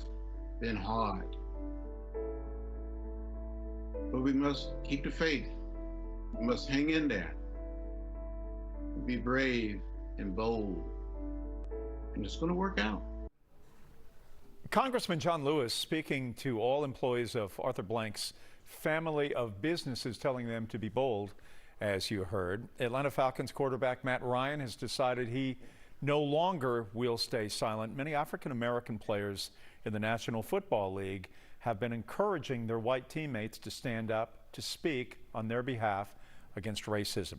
Now, in the past, Matt Ryan says he's always been focused on football, but now Alex Glaze tells us how Ryan's speaking up and taking action when it comes to racial systemic injustice in the United States. The George Floyd video, that was incredibly tough to watch. After watching the George Floyd video, talking with friends and teammates, and listening to the frustration people close to him are feeling, Matt Ryan decided to take action. For whatever reason, it felt like the right time. Ryan said that up to this point, he didn't feel like he was doing enough. Part of responding now is acknowledging that, what I've done up until this point hasn't been good enough. The Falcons quarterback started a foundation aimed to improve the lives of people in the black community in Atlanta. The goal, is to raise $2 million, and Ryan started things off by donating $500,000. Ryan started the foundation 4 days ago, and already over $1 million have been raised. I'm committed to trying to do the best job that I can with this and make the biggest impact that we can make. I'm overwhelmed by everybody's generosity and commitment to wanting to make change. Ryan is also committed to making a big change in the locker room and on the football field as well. Colin Kaepernick brought this conversation to light in 2016 and suffered backlash because of it. He's yet to work in the NFL since. Matt Ryan thinks it's time for that to change. His protest is being heard at this point. It might have taken too long, and but I think he should have every opportunity to have a job and to have a spot in this league. PGA golf returning this week. The Colonial in Texas, players got in a round of practice today. First golf event since the sports shutdown during the TPC players back in March. The PGA planning a moment of silence at the 8:46 tee time on Thursday to honor George Floyd, who, of course, as you saw, dying in Minneapolis. A lot of changes with no fans, limited caddy interactions, but golfers are ready to deal with it. It's going to be different. I mean, I think that's the thing that I was trying to get across to people, is that you can't go into this thinking it's going to be normal, because it's not. It's just, I would say 2020 is beyond a bizarre year so far, and especially in the world of sports, it's just going to be different. Hawks aren't going to Disney to be part of the NBA's 22-team season finale. They were really hoping to have its younger players get an opportunity to develop before the offseason, but today the general manager, Travis Schlenk, said that he tried to make his case with the league. Didn't happen. The league obviously knew where we stood. They made a decision on health and safety, on what they thought the best plan was going to be. We want to be a good partner. So at the end of the day, when it became clear what we wanted wasn't going to happen, which happens sometimes in life, so you just be supportive. That's it for sports. We'll take a break. We return right after this. Things become more clear.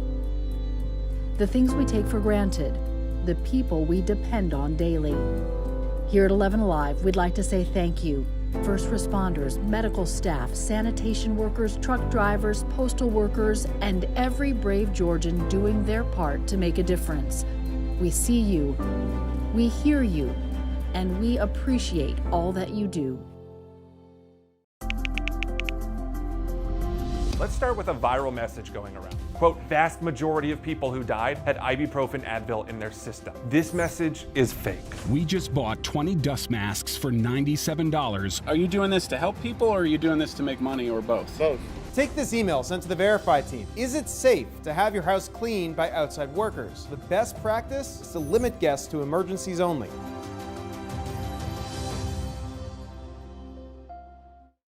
We know things are changing every day, but we're here with you. Continuous COVID-19 coverage during primetime. We're committed to giving you facts, not fear. On 11Alive News Primetime, weeknights from 8 to 11 on WATF. There are everyday actions to help prevent the spread of respiratory diseases. Wash your hands. Avoid close contact with people who are sick. Avoid touching your eyes, nose, and mouth. Stay home when you are sick. Cover your cough or sneeze. Clean and disinfect frequently touched objects with household cleaning spray. For more information, visit cdc.gov/COVID-19. This message brought to you by the National Association of Broadcasters and this station.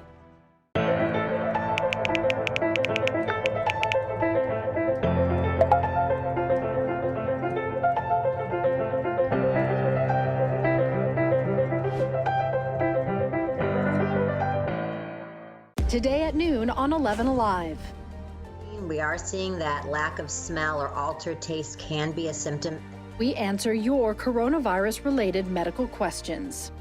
Because 11Alive is where Atlanta speaks. Televised newscasts not enough for you? Get even more at 11Alive's YouTube channel, where you'll find uncut interviews, extended body cam footage, live streams of Atlanta's biggest trials, and more. Subscribe to 11Alive today.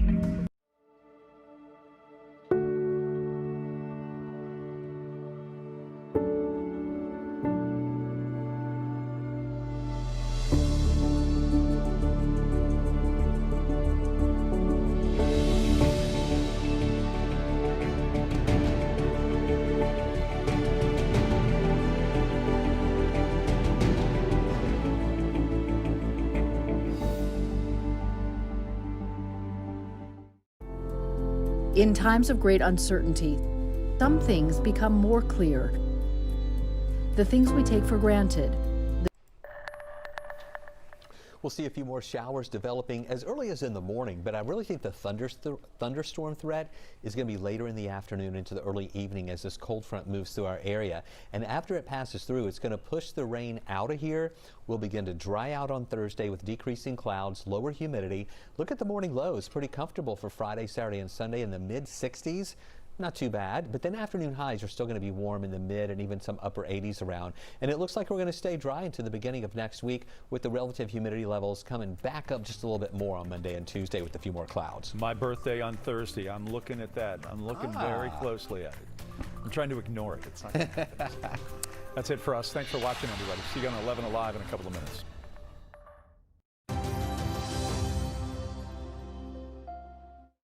We know things are changing every day, but we're here with you.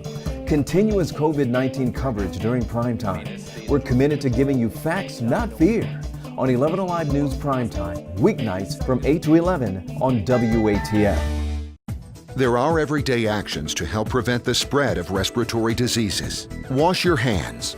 Avoid close contact with people who are sick. Avoid touching your eyes, nose, and mouth. Stay home when you are sick.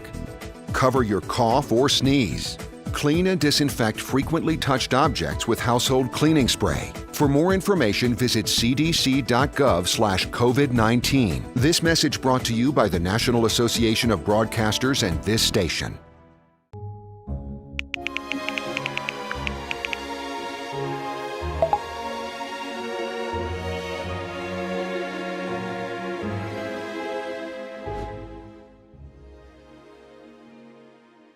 Today at noon on 11Alive. We are seeing that lack of smell or altered taste can be a symptom. We answer your coronavirus-related medical questions. Because 11Alive is where Atlanta speaks. Televised newscasts not enough for you? Get even more at 11Alive's YouTube channel, where you'll find uncut interviews, extended body cam footage, live streams of Atlanta's biggest trials, and more. Subscribe to 11Alive today.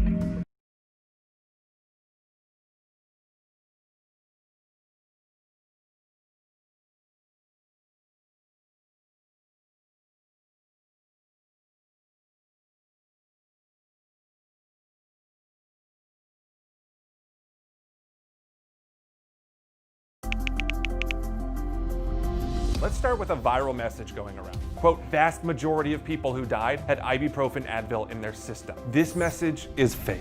We just bought 20 dust masks for $97. Are you doing this to help people or are you doing this to make money or both? Both. Take this email sent to the Verify team. Is it safe to have your house cleaned by outside workers? The best practice is to limit guests to emergencies only.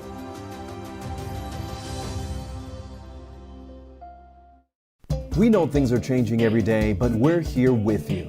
Continuous COVID-19 coverage during primetime. We're committed to giving you facts, not fear.